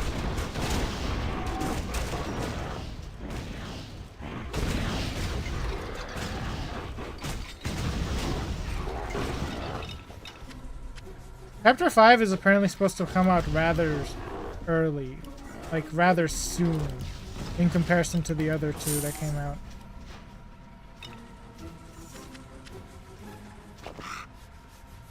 Telsor of the Storm. Bag. Fortune favors you. Fortune smiles upon you. Oh, no, give me my 3rd one. Fortune favors you. Use the enchanter 10 times. I don't really know whenever the full game is going to come out though.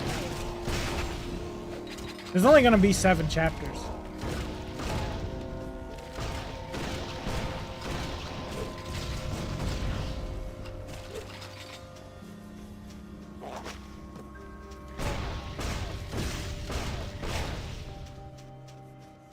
Undertale actually had an update, apparently.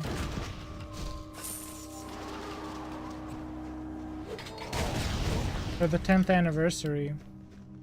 I didn't play that. I'm probably not gonna play it though, honestly. I have no idea. I just know it actually added content. It wasn't just like a happy 10th anniversary or something like that. It was actual content. I saw a video on it, but I didn't watch the video. I just saw the thumbnail.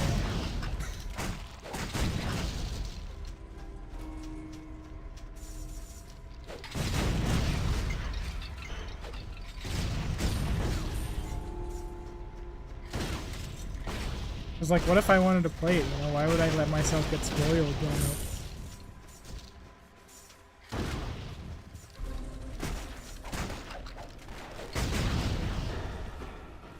Well, you know, I'd like to just put it in the background, honestly. I like to put a lot of videos in the background. That one specifically was because what if I wanted to play it though?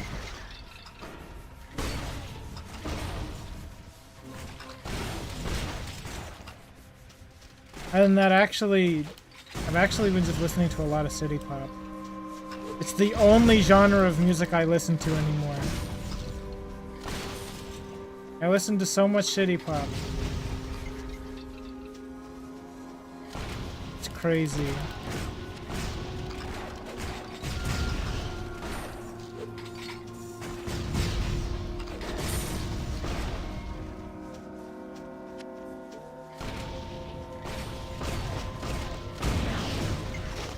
I am. I can't carry anymore. Practically only listen to city pop these days. There's just something about it that's so nice about it. And the genre is so wide. Like the music can sound like anything in city pop.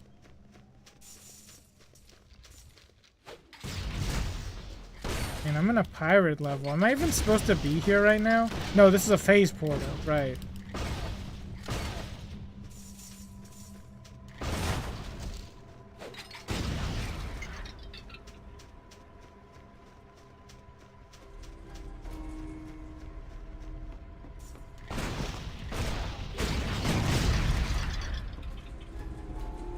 Oh wow, this is a very strange pathway I gotta take here.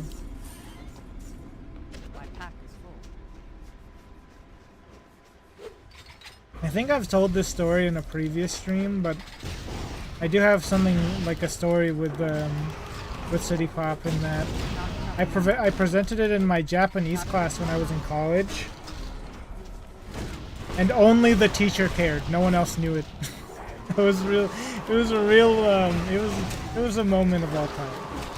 Only my old Japanese professor knew what City Pop was. Yeah, I know some Japanese.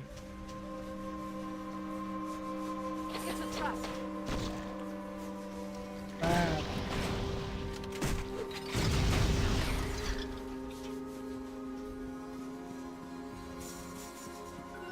It was so. It was. One of the students was like, "It's very disco." It's like, oh. In fact, the closest to like say something in Japanese. What do you want to hear?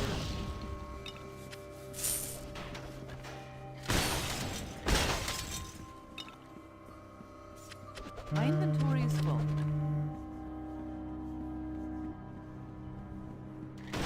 It's always so awkward to have to speak it. Okay,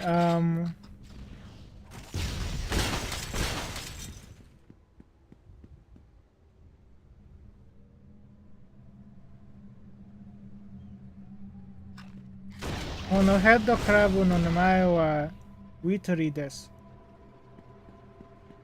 There you go. I guess I should say Watashi no headcrab wa. No wait, I messed it up. Fuck. Watashi no headcrab no namae wa wheatley desu. That should be a channel redemption. Good idea, actually.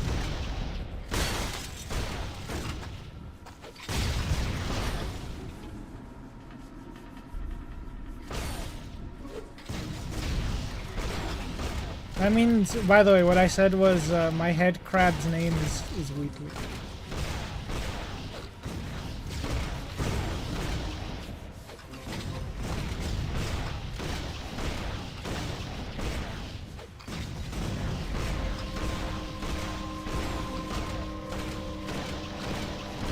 Oh, am I shooting this little pole right here?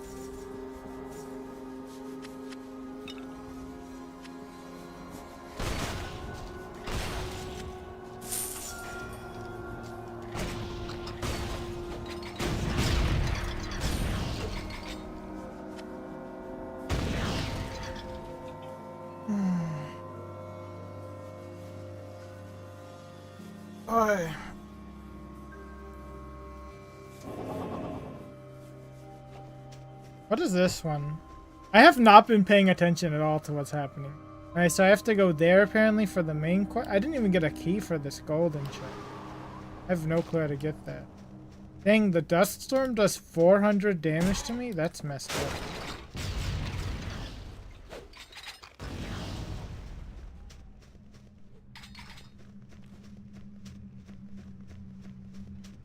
Oh well, that's not anime Japanese.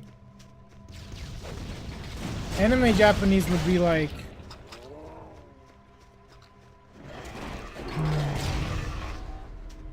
Your pet is wounded. Your pet has fled.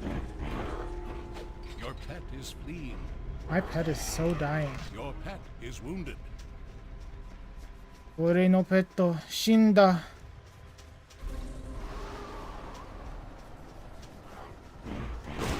Ore no petto shinu hazu da.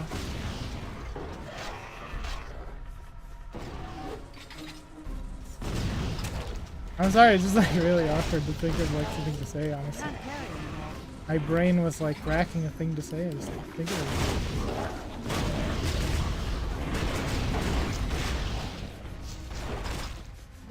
I'll tell you one thing. Japanese is Japanese is like a daunting language to learn, but not because of the structure and not because of any kind of quirks. It's just that there's a bunch of letters. There's like a lot of letters. That's the only thing. Not enough mana. And in fact, letters, there's so many letters, they made letters with the letters. That's what a lot of the letters actually are. All the kanji. They're just pieces of other kanji.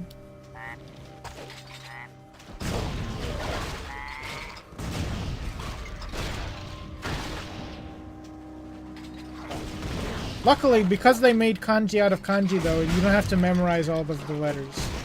If you can look at a kanji and like know some of the pieces, you can probably understand the kanji.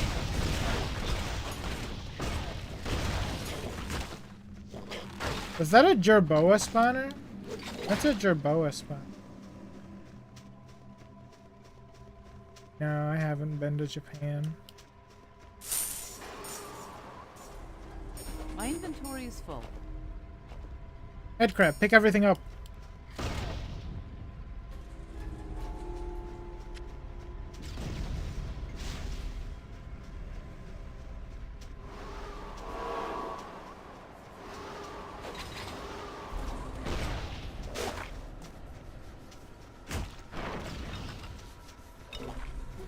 Oh frick, did I make my headcrab pick that up? He didn't need to pick that up actually.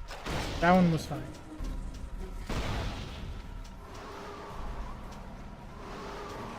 Yeah, Japanese and anime is actually quite different to the way people actually talk Japanese. That's because every single anime, the way they speak Japanese is highly impolite, usually. Like really impolite.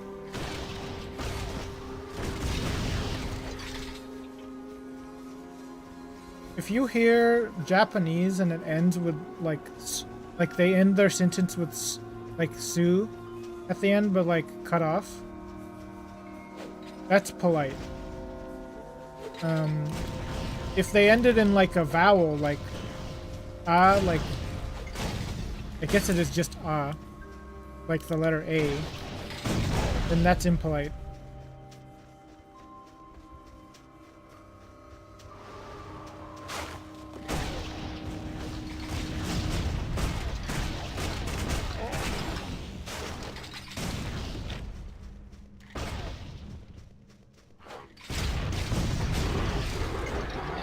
Also, I think Japanese and like anime Japanese, they usually like mix up the whole sentence structure a lot. It's the same way with like lyrics too, I think. They really mix up the sentence structure.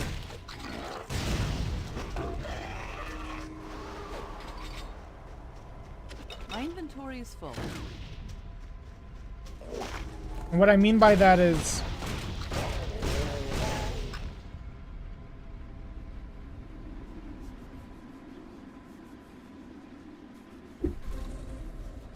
I don't imagine. I don't imagine they say it like they just say nani.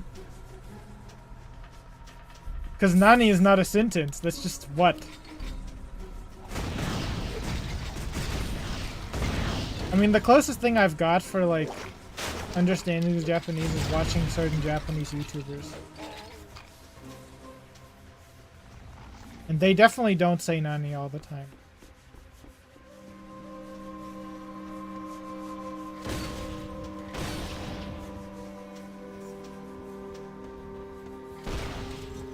What the heck is this? Oh. Main quest. Yeah, they do, don't they? I gotta be honest, I'm not really like an anime watcher, but I have been watching City the animation. I was thinking about that recently, about how I rarely ever watch anime, but City the animation I've been enjoying. Not enough mana. Not enough mana.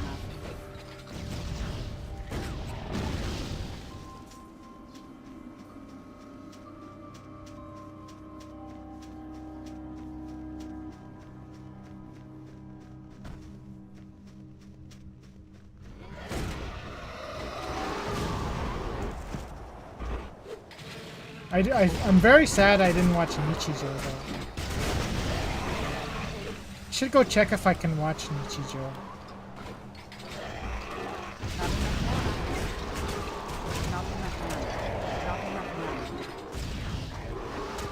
Though none of those animations can beat the true Ultimate anime. Dang it, what is that anime called? My joke falls flat because I don't remember what the anime is called. My inventory is full. No. I actually kind of stopped watching anime before going to Japanese classes.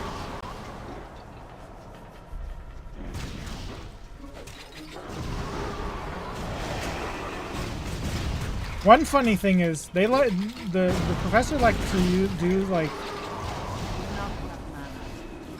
Yeah, no. That's not the anime I was thinking of. I was thinking of an anime from YouTube. Hold up.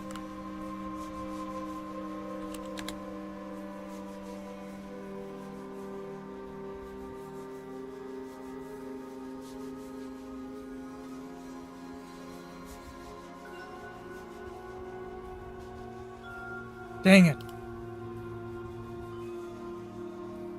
I have to go all the way down to the bottom. Yes. She was from, my professors were all from Japan, yes.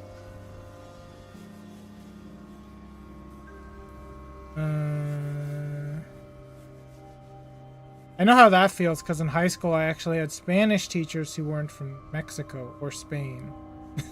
Or, sorry, Central America in general, Latin America in general. And Spain. Dang it, what is that animation called?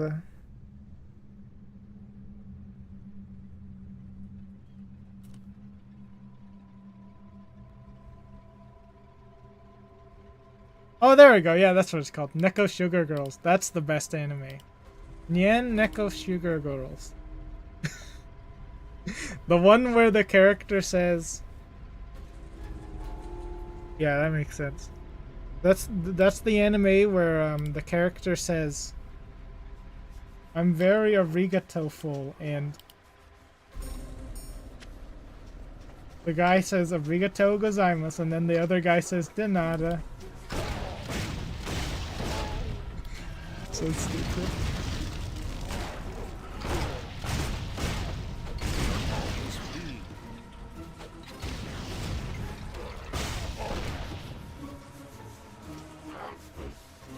My Japanese professor? Yes. I'm gonna give you a little surprise secret, actually.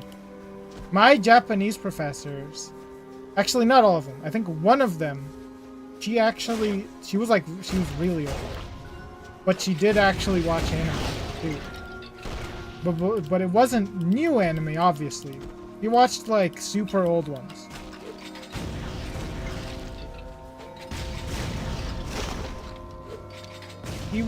She watched Ge no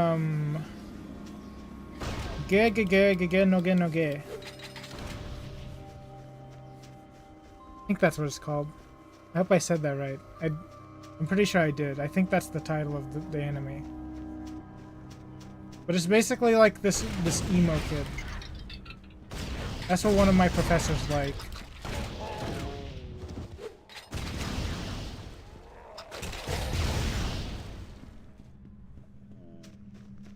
I don't think the other professor liked anime though, or like watched anime.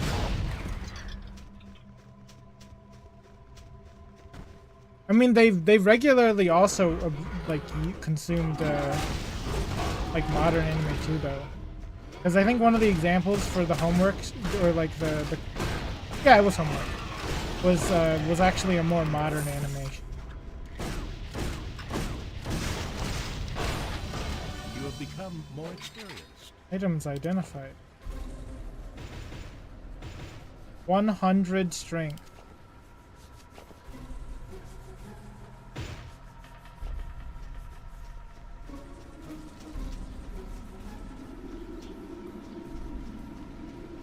Yeah, Ge no Ge no Ge was an animation about like a bunch of monster characters.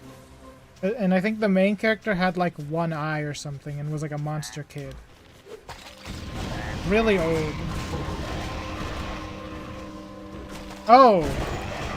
Yeah, I think she did. She brought that's how you knew she watched it. She brought it up as like a part of the discussion.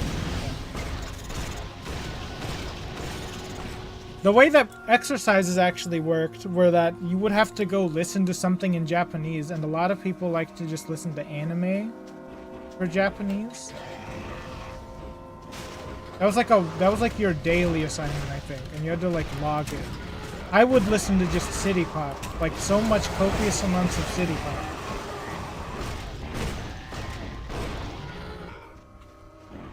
But you could also just like watch movies and stuff. It's absurd how, like, there was actually there was more than one class where watching movies was part of the assignments.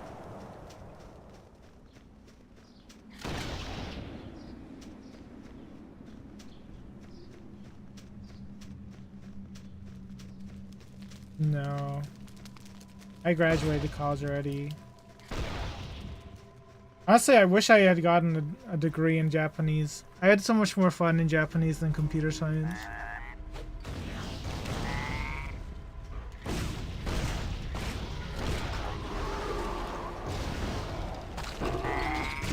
I was so blindly stupid too in front of my professors.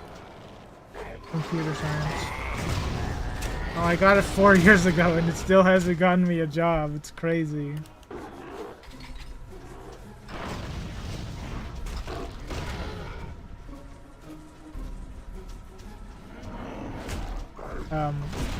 Yeah, I was so oblivious to the fact that my professors were idiots, though. Especially well, not all my professors, sorry, one specific professor. I remember my AI professor was really, really, like, they were deep in the weeds on AI. And this was, like, before ChatGPT and all that stuff. He was promoting, like, this concept that if there was, like, a car, and I was, like, eating this up. If there was an AI car at the front of all of the traffic, then all of the traffic would move more smoothly. Well, you know what that's actually called? Putting a guy in front of all the cars, and now all the cars move more smoothly? That's a fucking train. He described a fucking train, and I didn't catch on.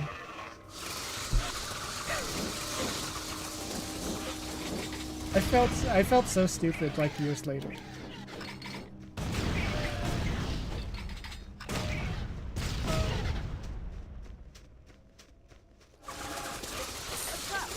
I don't know.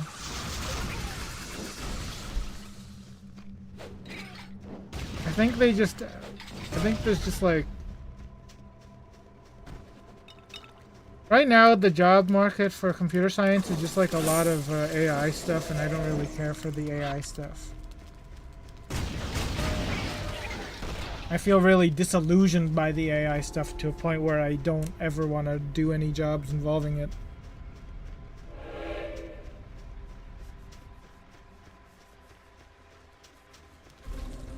I just don't like the concept that right now AI, like, data centers are destroying parts of America. I really don't like that. If I could, like, distance myself as much as possible, I'd rather do that.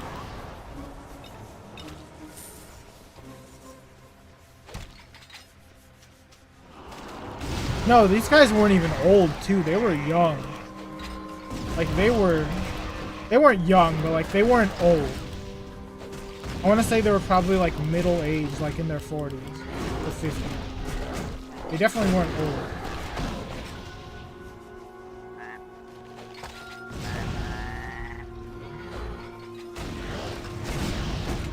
What was really upsetting though about that AI class was they never taught any of the probability stuff, they just expect you to know it.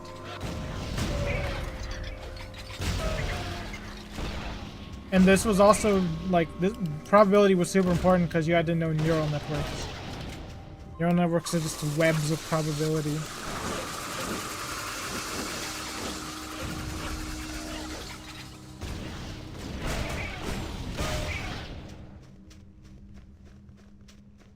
I think AI didn't take the turn of using neural networks. Instead, they took the turn of using a bunch of data and just making decisions based off of data.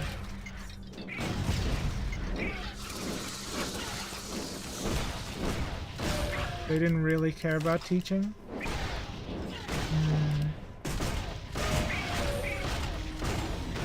That's a real shame. I think my favorite professor, other than my Japanese professors, it's unfair because I liked Japanese a lot. Let's not count those. Was actually like my Calculus 1 professor, even though I shouldn't have taken Calculus 1, I definitely didn't need to take it.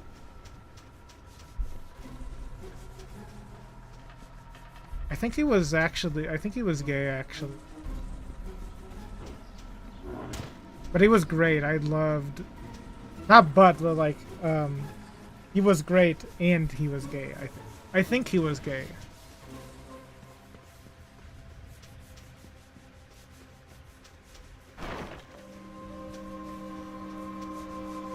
One day, he just randomly said, "Hey, do you guys want to skip class today?" And then it was, we all said yes, and it's like, okay, class is skipped for today. That's so weird. That was like the first time that ever happened in college. But he did teach well, though. He didn't teach poorly. He taught rather well. He wasn't like a gummy, like, non-teaching professor.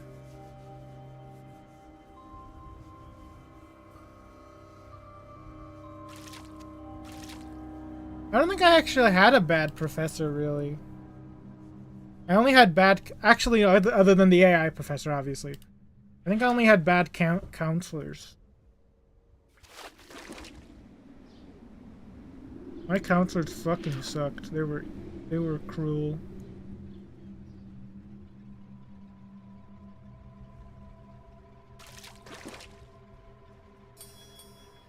Unidentified caller.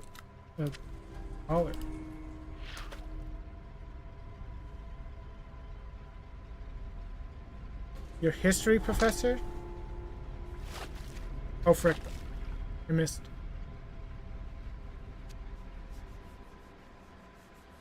Oh.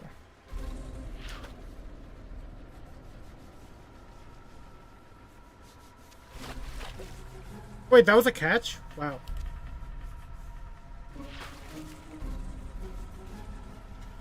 Yeah, actually, I had to go to college during COVID time. So a lot of mine was actually cut up too.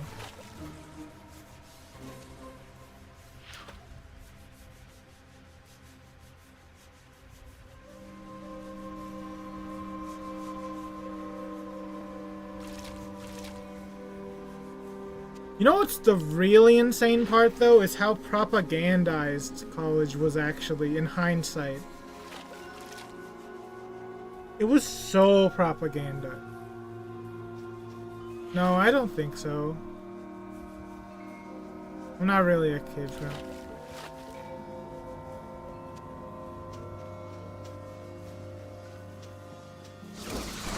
Yeah, I remember, like, how freaking propagandized my college experience actually was. I had one of the first classes I took was this class called... Or I guess I shouldn't say what it was called. I'll just say it was about power. Like, political power. And in that class... my professor was freaking French. He was French, okay? Did I censor myself? I said fucking earlier. Anyway, what the heck is this? Oh.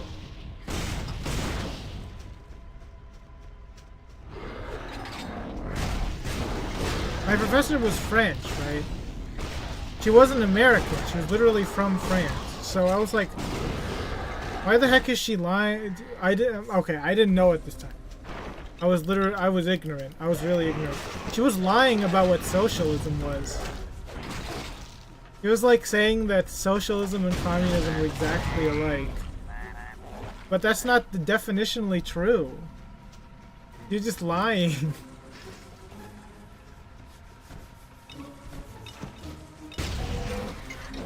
It was like the same thing as like the train thing. The cars being basically just a train. And then also the one English class I took, I only had to take one. And that one, they were like, charity is superior to all for fixing societal problem. What? Huh? It's truly like incredible propaganda in my own courses.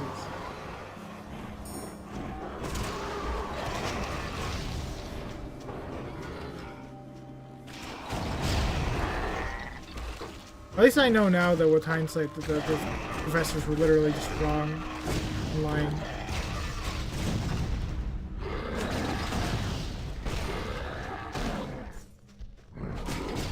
Not enough mana. Oh, you want to hear the craziest stories though? Actually, no, this is probably not going to even be crazy to anyone. Whenever I was in the government class, the first government class, they would hold like these seminars. This is actually pre-COVID, but they still had like an online class. And so you could watch like this seminar that was occurring. And around this time, I think the midterm elections were occurring. So one of the seminars was about the midterm. And holy crap, was it awful. This one kid, the professor asked the seminar, like, do you think your vote mattered? Oh, okay.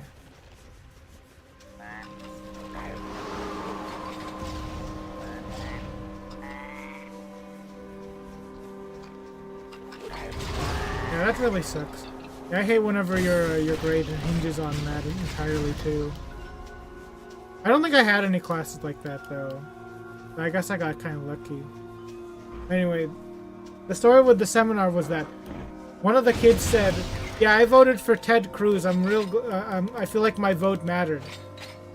Looking back, that was like one of the worst seminars ever. I can't believe someone actually said that of my generation. They literally said, "Yeah, I voted for Ted Cruz, and now I'm glad my vote mattered."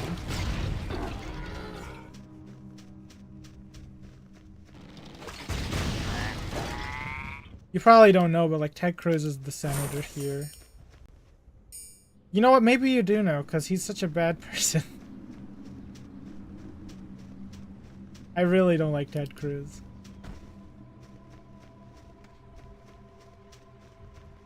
Yeah, I'm like surprised.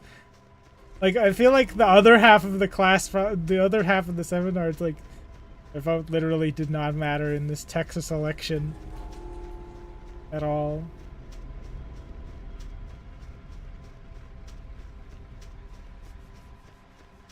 I actually had the opposite experience, by the way, with homework. With actually like one professor but two classes that I took with him. He did grading completely different. And I thought it was really good. I liked the way he graded a lot. It was really lenient, but like it was also like really a nice way to grade and like teach. Basically, it was this system where instead of handing out like number grades, you either got an M, an E, or like whatever, some other third letter that meant failed. And I think there was like a fourth letter that meant it was missing. If you got an M, you got an A. If you got an E, you got an extra A. Like you were ahead, like you could potentially like miss one of the assignments. And there was no tests in that class, so it was like it was a very laid. It wasn't like laid back, but it was like less straining feeling. The only problem though was that like you wouldn't fail the class if you got enough fails. Instead, you would just get like a B or a C. But I thought that grading method was a lot better than the grade point average method, where your grade is deemed by numbers. And I got to take him 2 years in a row, or well, I mean 2 classes in a row. So that was like that was a really good professor, I think. I liked that professor a lot, actually. But I still think I liked my calculus professor more.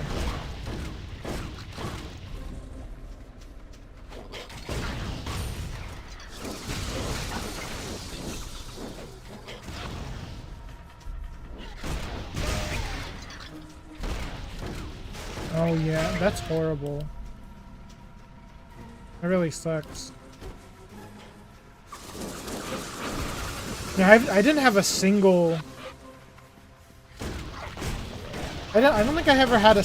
Actually, no, I did have classes like that, but I don't think I never did fail. Oh, you know, the closest I did come to failing, but the curve, like, changed everything, was whenever I took the hardest CS class, which is this class called Operating Systems. That class, the curve was insane because of extenuating circumstances.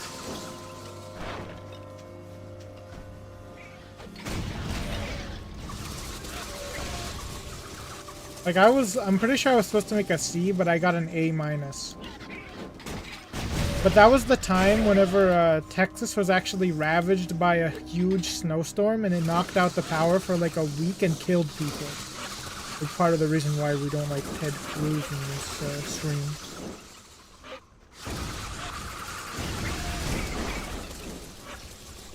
But yeah, because of that and other circumstances, I think that's why the professor gave everyone a massive curve.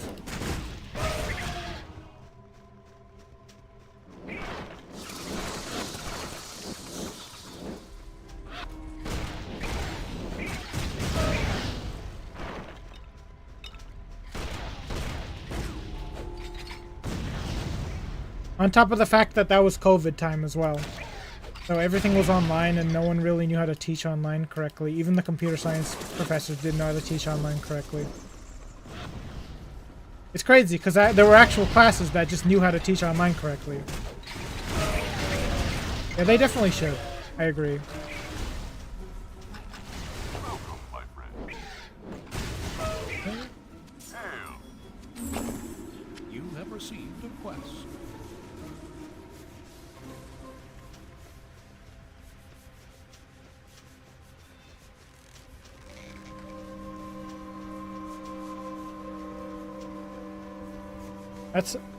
I don't know if that's like a good thing or a bad thing to have. Okay, not having having classes during COVID was actually like a double-edged sword for us, or for me, rather. Because I didn't have to pay rent to go to like rent an apartment. But then the experience was potentially worsened, depending on the professor.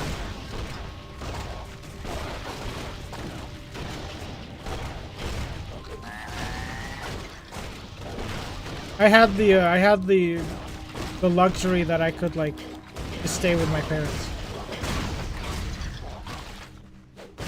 Oh, okay.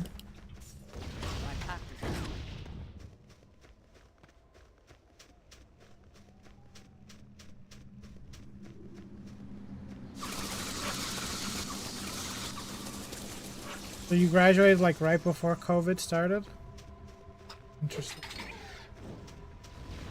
I think my Japanese classmates were getting that kind of thing too. For some reason, a lot of my Japanese classmates were majoring in psychology. I don't know why. But I think theirs was also like a two-year degree. Can't remember though.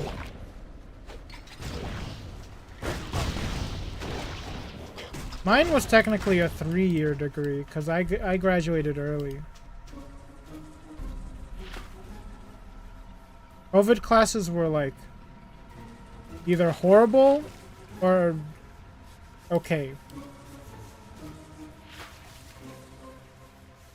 Because either the professor didn't know what they were doing at all, or, you know, they did. Like, they could at least Zoom properly. They could use Zoom properly. Sometimes they weren't even classes at all. I didn't even interact with my English professor once. Instead, she offloaded all of her work onto the teacher aide, practically. Never even met my English professor once. I don't know why, but we read the Christmas Carol in that class. I really don't know why.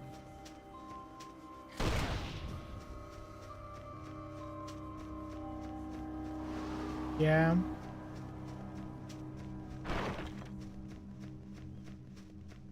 You can imagine the struggle having to use Zoom.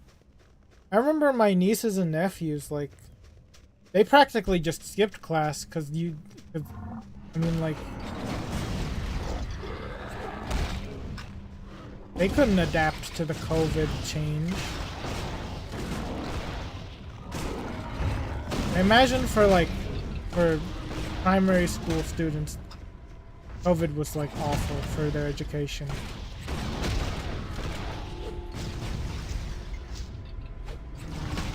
Not enough mana. I don't have enough mana. Primary, secondary, and tertiary school, Not rather. enough mana.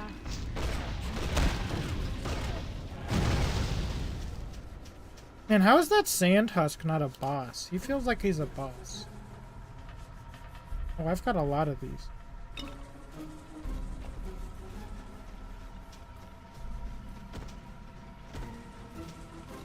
Yeah, probably.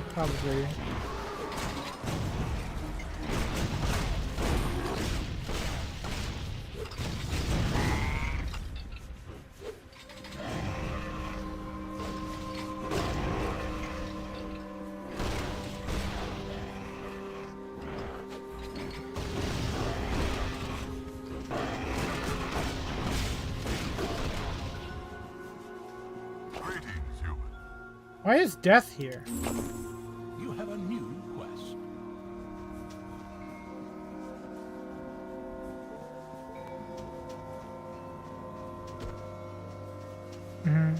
Yeah.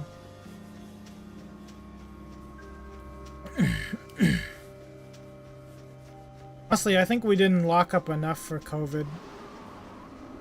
I actually think I got COVID at the very beginning of COVID. In fact.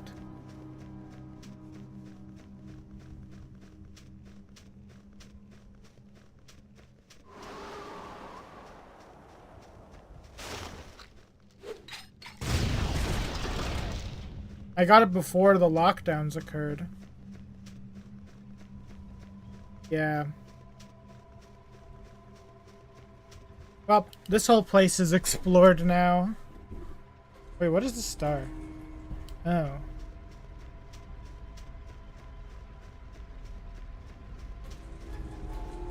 Dang, what time is it? Only 10:27? When did I start? 8 o'clock? How has it only been 2 hours?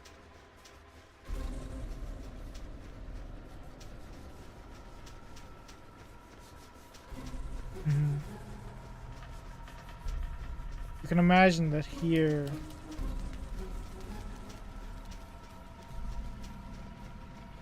Actually, I didn't really get too much of an experience of people, like, trying to fight the lockdowns here in Texas somehow.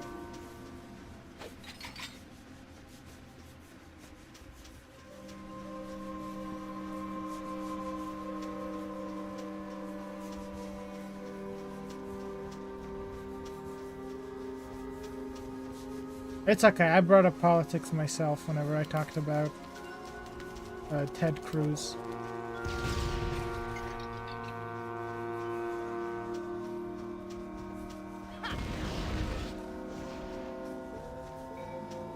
I just can't believe that like a major snowstorm hit Texas at the same time that COVID was happening. And then like Ted Cruz just like ran away. He literally just fled Texas.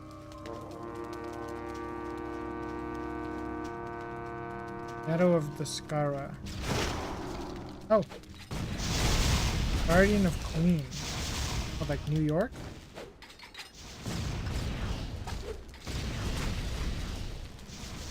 I don't have enough mana. I never have enough mana.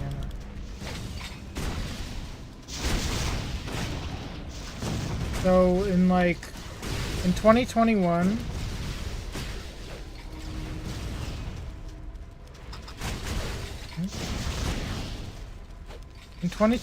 I don't know who that is. I don't know these talking about. Not enough mana. There was like this huge snowstorm that hit Texas, and Ted Cruz went to Cancun.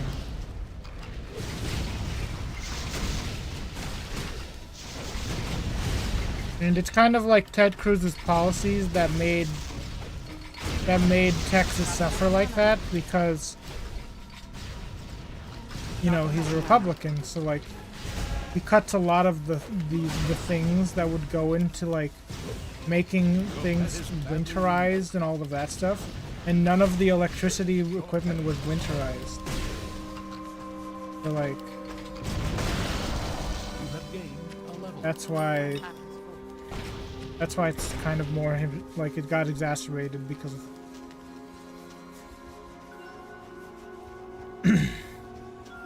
I don't know what this person is saying Salvi Sylvie.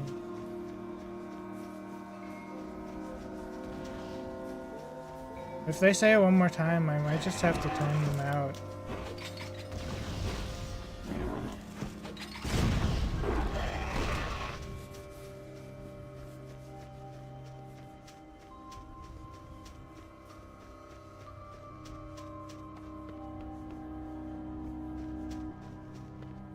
You like? Greetings, Owens. I don't want to do this. I wanted to do the quest. Is this something whack?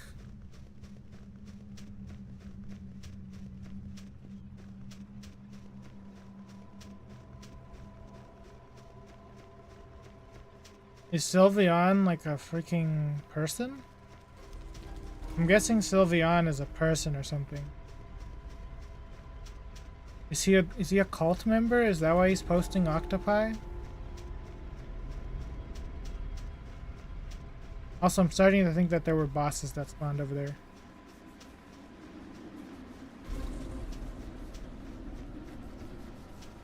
Here, you know what? Here, I'll just translate it myself.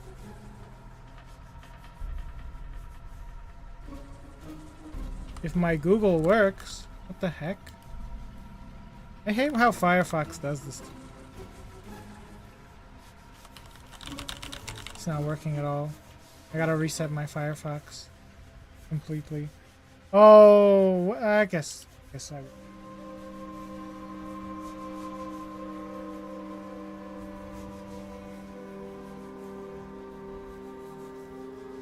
And Firefox is taking a millennia to log or to load. This game has 119 achievements. That's cool.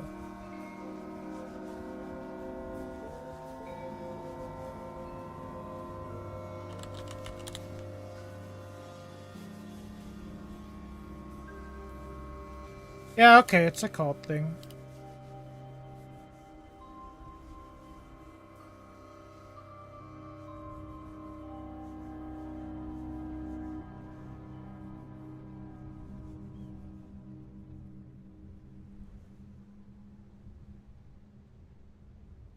Oh, is he? Is that person making a Fear and Hunger reference?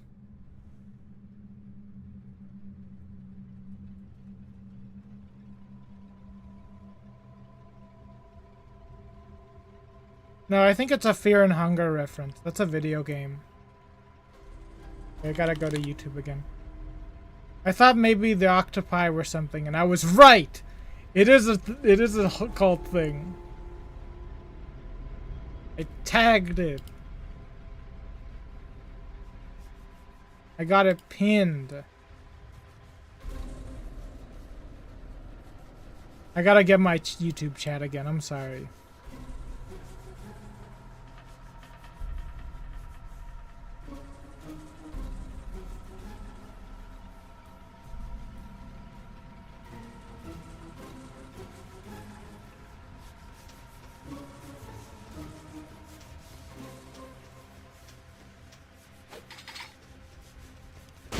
Oh, there was a boss here. They just took a long time to spawn. You know about Fear and Hunger? Do you know about that game? I want to stream that game, but apparently it's sexually explicit, which freaks me out. Now, I know I said I wasn't a child-friendly streamer, but I think that might be too far. That might be fan-worthy.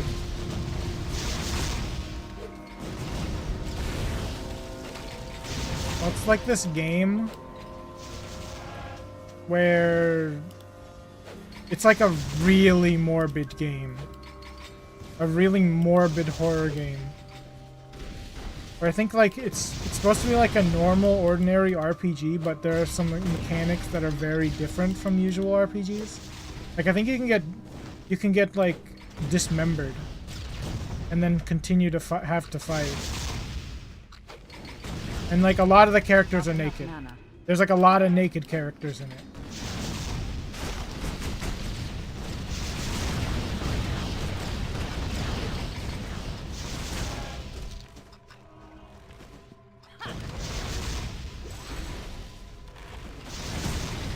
Yeah, it's kind of crazy, honestly.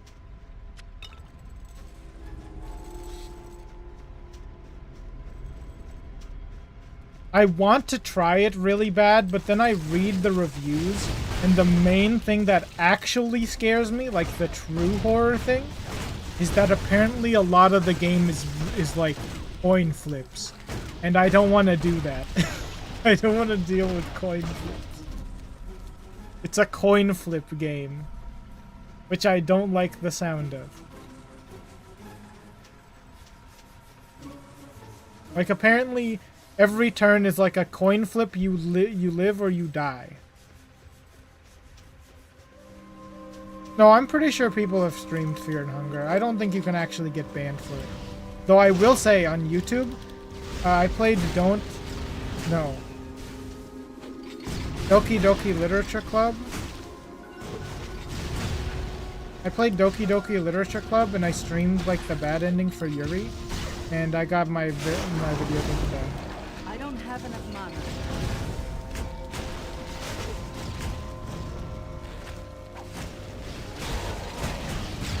The VOD didn't get taken down though when I reposted the VOD. Or no, it didn't get taken down, I got privated. I think.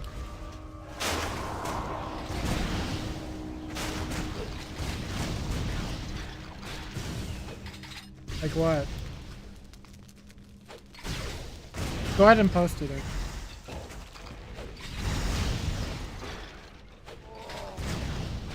Warriors. I don't have enough mana.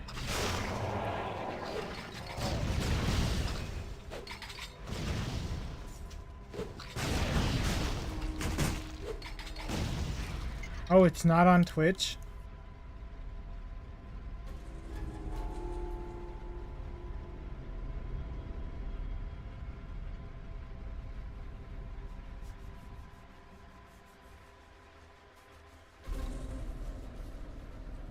Ah, okay, they banned the first one, but not the second one. Because 2 was toned down. Okay. That's interesting. That is really interesting. I didn't even know that that was the case. But you can stream, apparently you can stream Doki Doki Literature Club, though. Which has a scene of Yuri stabbing herself over and over again. Huh. Not enough mana. That's how I got the VOD. I got it from Twitch. Right. Yeah. That's spoilers for Doki Doki Literature Club.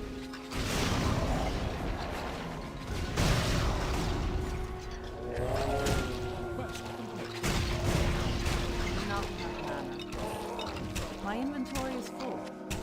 How is my pet's inventory not full?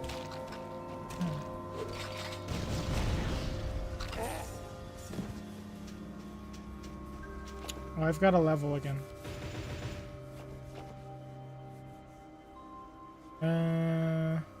Fire and Spark.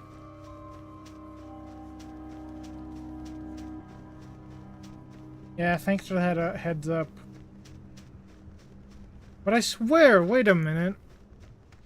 Didn't I see a streamer just play it on stream, though? No, I think maybe they canceled.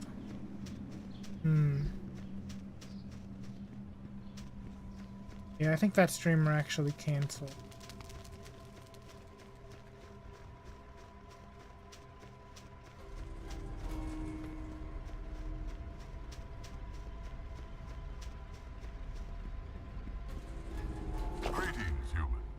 Uh. Hmm. Is this good enough for me? Very slow attack.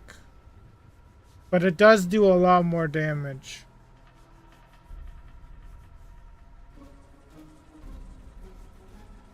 Yeah, I'll take the gun and I'll use it.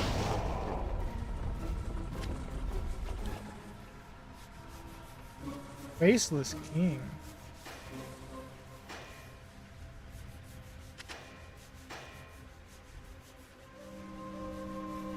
Man, all those effects on this and it's still worse than this. Somehow. This looks like a minigun. Oh yeah, I think there is a sensor mod for fear and hunger. I still don't want to deal with the coin flips though. That's the real main part that makes me not want to get it even. I see coin flips, I go ballistic, okay? I'm not gonna play a game full of coin flips. Greetings, the artificer. You have gained fame. Might be forming. I've gained fame. You have a new quest. I heard that. Another fire and spark for me.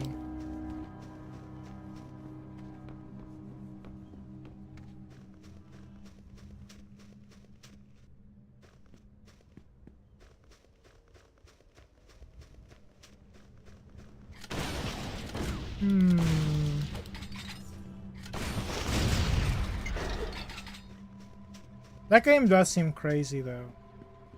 That there's like dismemberment parts. Man, really? Really? Fear and Hunger is banned, but Doki Doki Literature Club ending is not banned. That's crazy.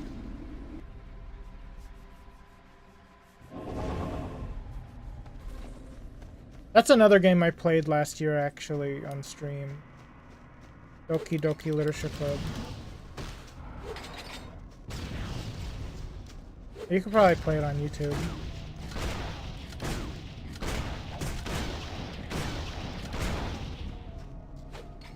Is this shield just invincible?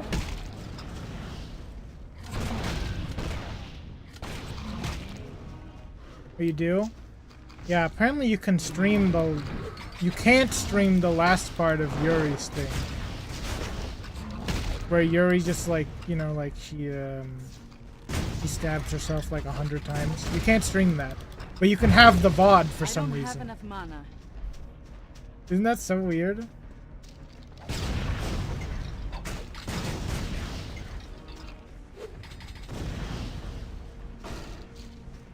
I got taken down. That was like my first time I ever had my video taken down actually on YouTube for self-harm. To be fair, it was pretty graphic.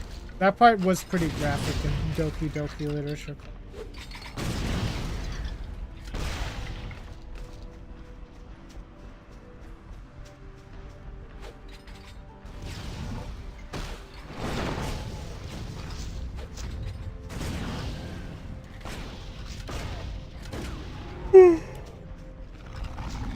Honestly, I think I'm gonna wind down here. I'm getting really, really tired now.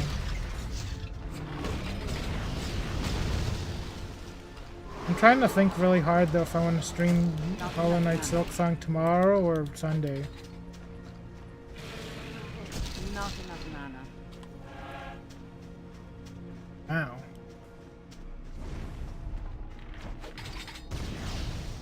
Someone did, so therefore everyone.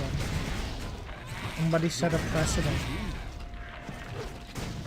You were talking about JoJo's Bizarre Adventure earlier. Did you actually watch that or read it?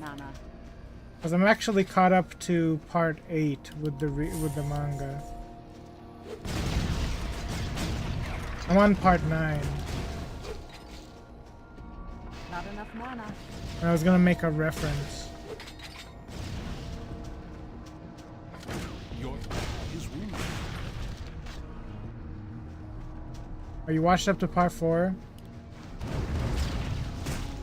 In part 7, the bad guy says something like,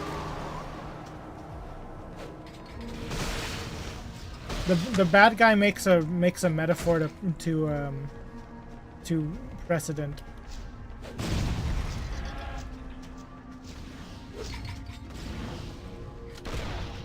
It's like a huge major part of the manga.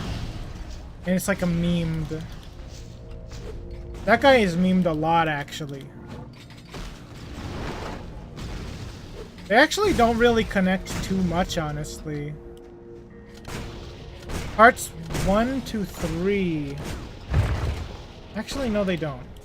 Part 2 and 3 maybe they kind of connect, but part 4 isn't really that connected to part 3, except for the fact that Jotaro is there. Part 5 doesn't have any of the characters from before, so they really don't matter. Part 6 is where they kind of pick back up. But part 7 is an entirely alternate universe.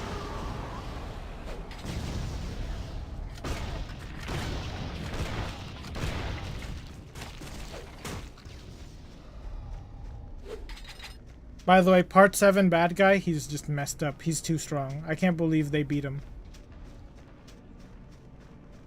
The JoJo in that one was totally BS. There's no way he should have beaten him.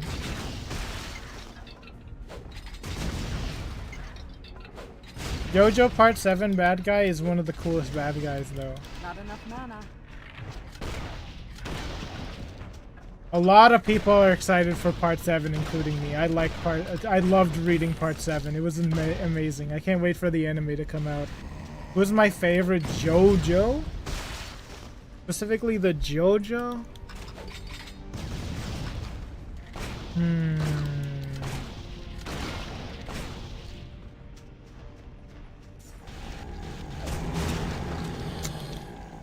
I think I like Josuke the most.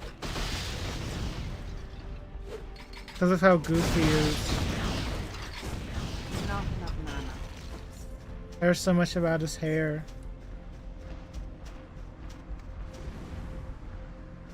He has a very bad voice actor in one of the video games, though. His voice actor is actually different in Eyes of Heaven. Yeah, I played that one. I didn't play it on stream, but I played it.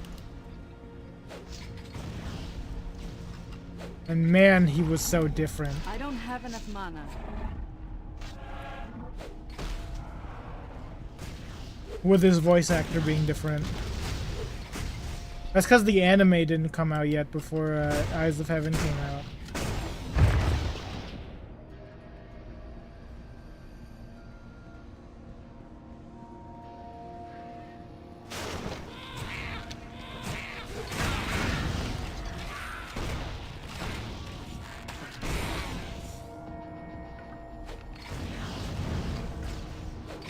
Who's your favorite JoJo?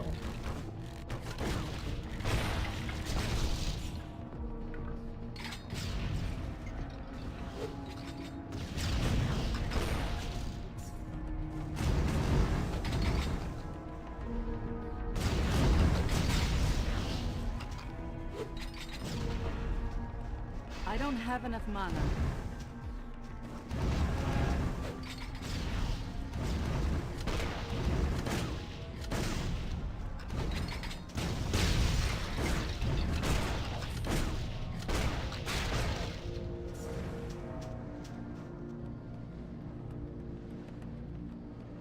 Yeah, that makes sense. That makes a lot of sense. Joseph has probably like the most amount of breath across the series too. Probably why he's so popular. Like he's in 3 parts, right?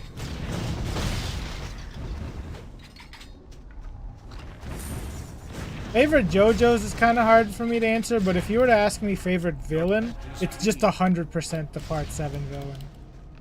The Part 7 villain and the whole premise of Part 7 is so wacky. Jotaro is probably your second choice? Yeah, he's pretty cool too.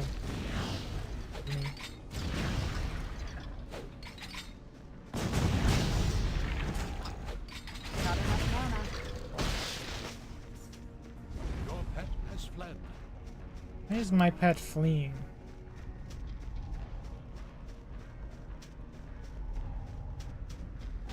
Which one of the bad guys is your favorite bad guy?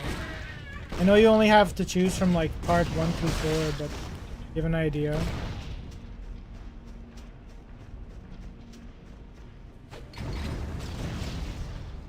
I mean, it's probably gonna be Dio, right? Like, oh, it's Kira? Not enough mana. Kira's cool. Not enough mana.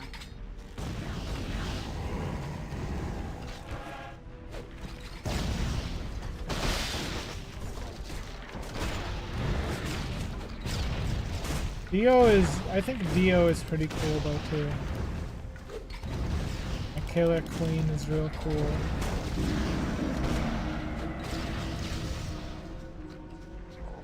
It's crazy because, you know, like Dio's got like a stand that stops time. Kira's got a stand that just blows things up, that's it. It does delete matter, but like still it just blows things up. He can also turn back time though, doesn't he? He learns how to turn back time. Which I guess is kind of powerful. Not enough mana. But I think both of those pale in comparison to the Part 7 villain's ability. Part 7's ability is just so... It's so insanely broken. Like, I don't know how he lost. I don't think anything should have killed Part 7. If you don't know, like...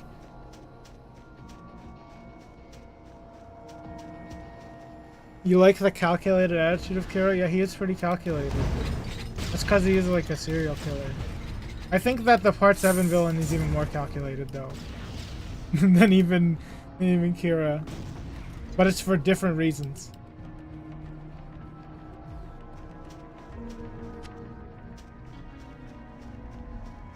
I can't spoil it. I'm just not gonna spoil for you. I'm just, like, let me know that he's just so cool. The Part 7 guy is so amazing. He's so amazing.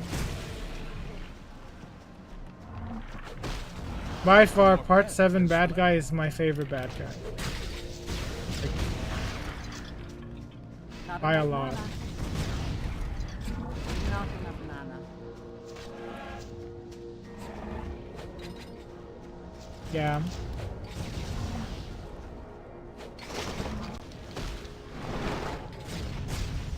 Part 8 will probably come out in like 2038 or something. Part 8 is so wacky though. Part 8 is such a wacky JoJo part. I don't think this is a spoiler, but I'm gonna just tell you what happens at the beginning of Part 8. This isn't really a spoiler, but the JoJo in Part 8 has 2 dicks and 4 balls. Apparently. Because that was apparently a necessary thing for Part 8. I don't understand why.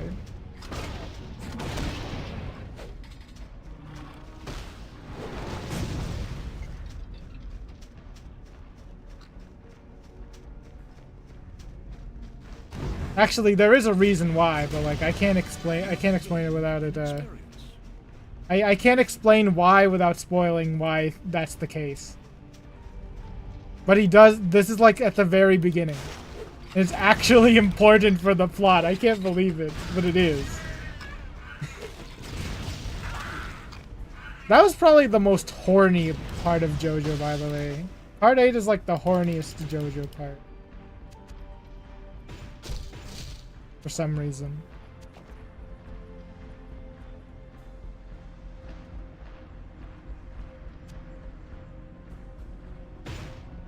I'm gonna take that. Nope.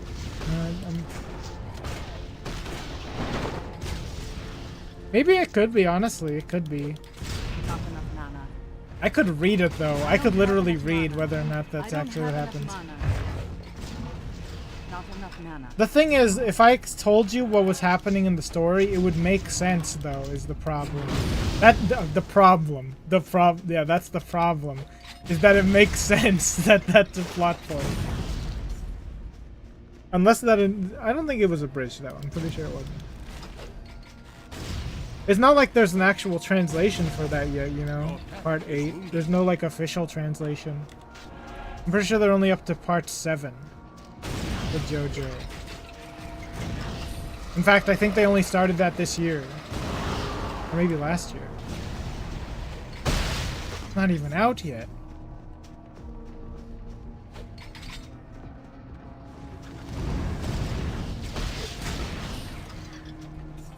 Man. Dude, part 8 is just so whack, though.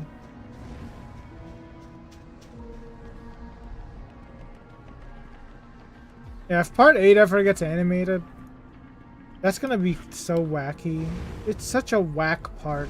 It's so, like, disgusting, too.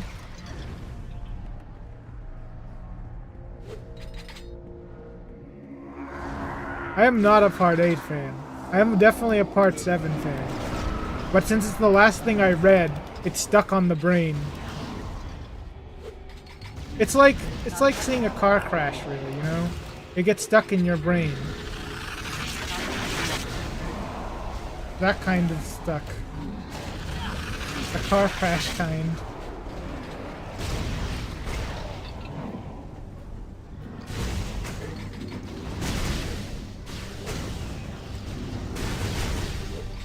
Yeah. I still remember how there was a car crash that happened right in front of right in front of our car whenever I was in high school, actually.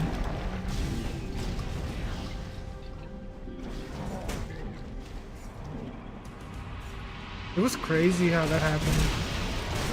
My mom didn't even notice. But there was like a car crash that just happened right in front of us.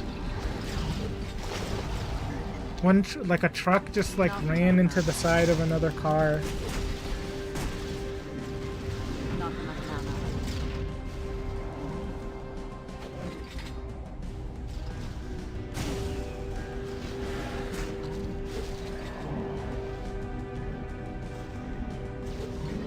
Oh, you know, I'll tell you one thing though. The stand of part 8 of the bad guy is also insane. In part 8, the stand of the guy is the stand that Kira probably would want. Kira could live a quiet life if he had the part 8 bad guy stand. I don't have enough mana. Oh wait, I had 2 instead of X. What's this guy doing now? Wait, he has a stun? Except it's not a stun. It's the illusion of the stun. Not enough mana. Not enough mana. Wait, was this the guy I gave all the masks to?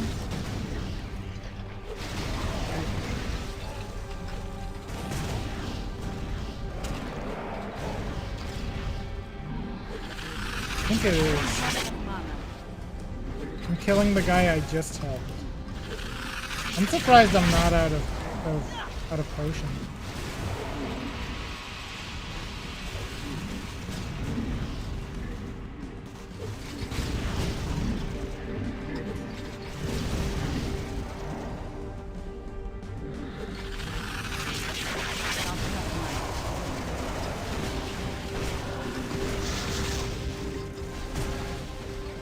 Yeah, I do.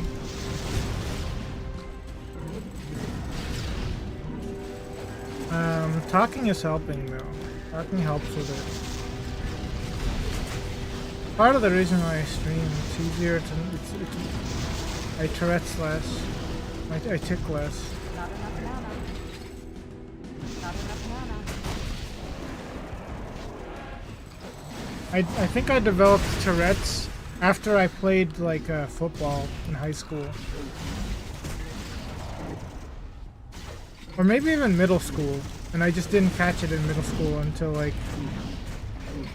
I didn't catch it and have it diagnosed until high school. Not enough mana.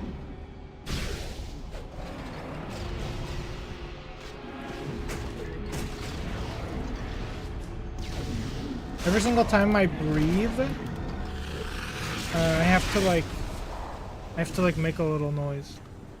That's actually part of the reason why I use a V2 model. Sometimes it can get really bad.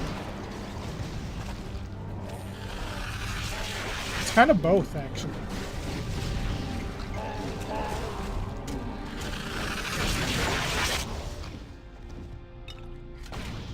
Wait, I accidentally gave that to my crab again.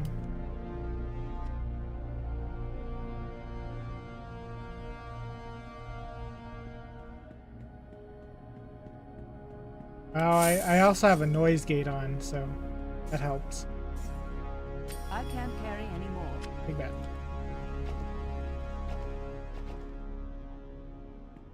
Oh, that was the Faceless King quest. Yeah. I'm not uncomfortable. I'm just saying, like, I got a noise gate, so like it doesn't capture like the hicking noises. Unless they're really loud.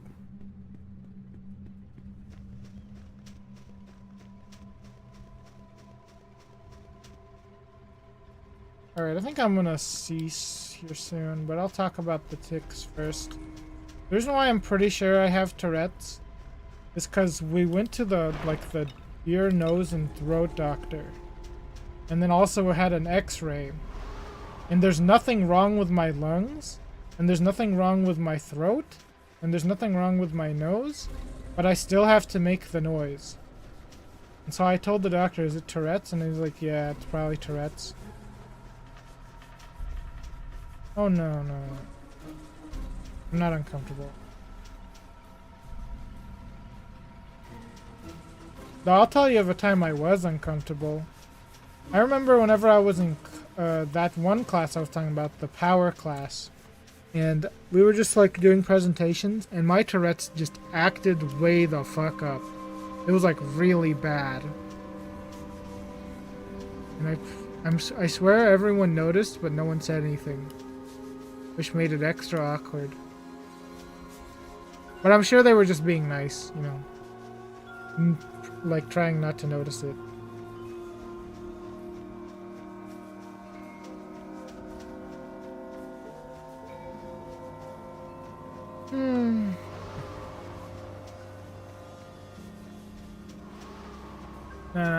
I get it. I get that you're curious. It's funny too, cause right before I realized like I had Tourette's and like it developed. In my 8th grade class, we watched a movie of a guy who had Tourette's and how he overcame like prejudice from Tourette's. It was really weird that happened. How it happened, they happened together. Anyway, before I go, I'm gonna show off the mod that I was playing.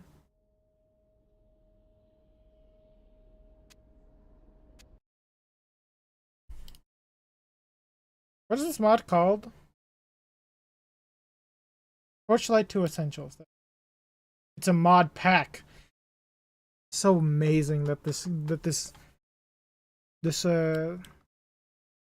game has a workshop that just has mod packs in it. That's crazy. There actually are mod packs in Nexus mods too now.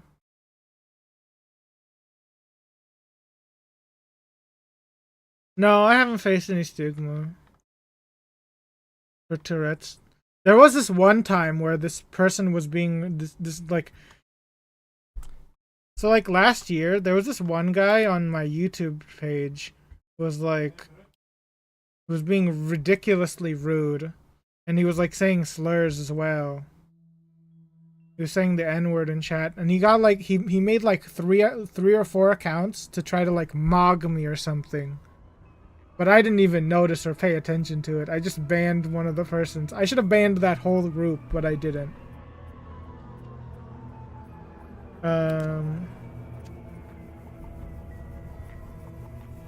Actually, I think I should just show. Yeah, look at how different things are with this though. Like, they show the health over the top immediately. For some reason, I have a Kingdom Hearts weapon in my hand. This is a crazy mod. Hold on, I actually want to show off this though.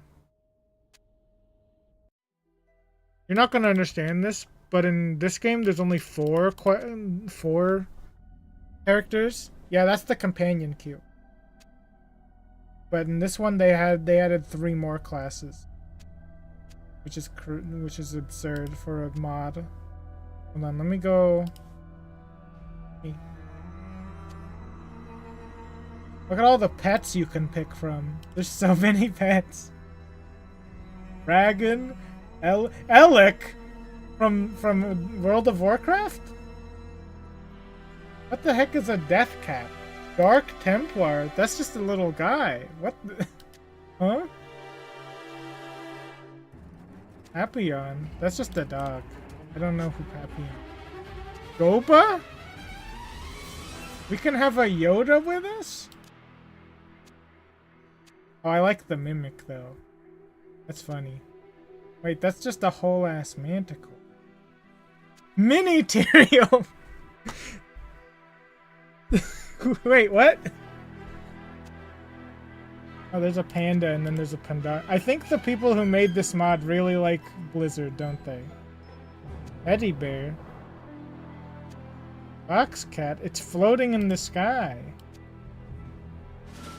Dark Zealot. Oh, that's a... what's that called? This is all in just one mod. No. This is all just one mod that adds. That's crazy. Hey, look, Navi. Imaginary pet. That's the greatest pet, really. Oh my god, the Navi makes noises? That's annoying. Yeah, there's oh my god, hey look, Claptrap. What the frick is wrong with his textures, though? He's made out of yarn or something. Orgy.exe. That guy's broken. That guy's a chuckle. Oh, this is like a fetish from Diablo 2. Yeah, there's an enemy just called Fetish in Diablo. From Diablo 2, actually. I guess it's from the Diablo franchise. Elemental. Yeah, this is a really cool mod. There's so many different things that this mod adds. Probably because it's a mod pack.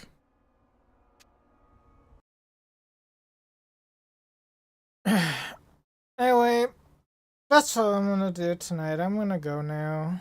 I don't know if I'm gonna stream tomorrow or if I'm gonna stream on Sunday. I'll think about it. Till then, bye bye.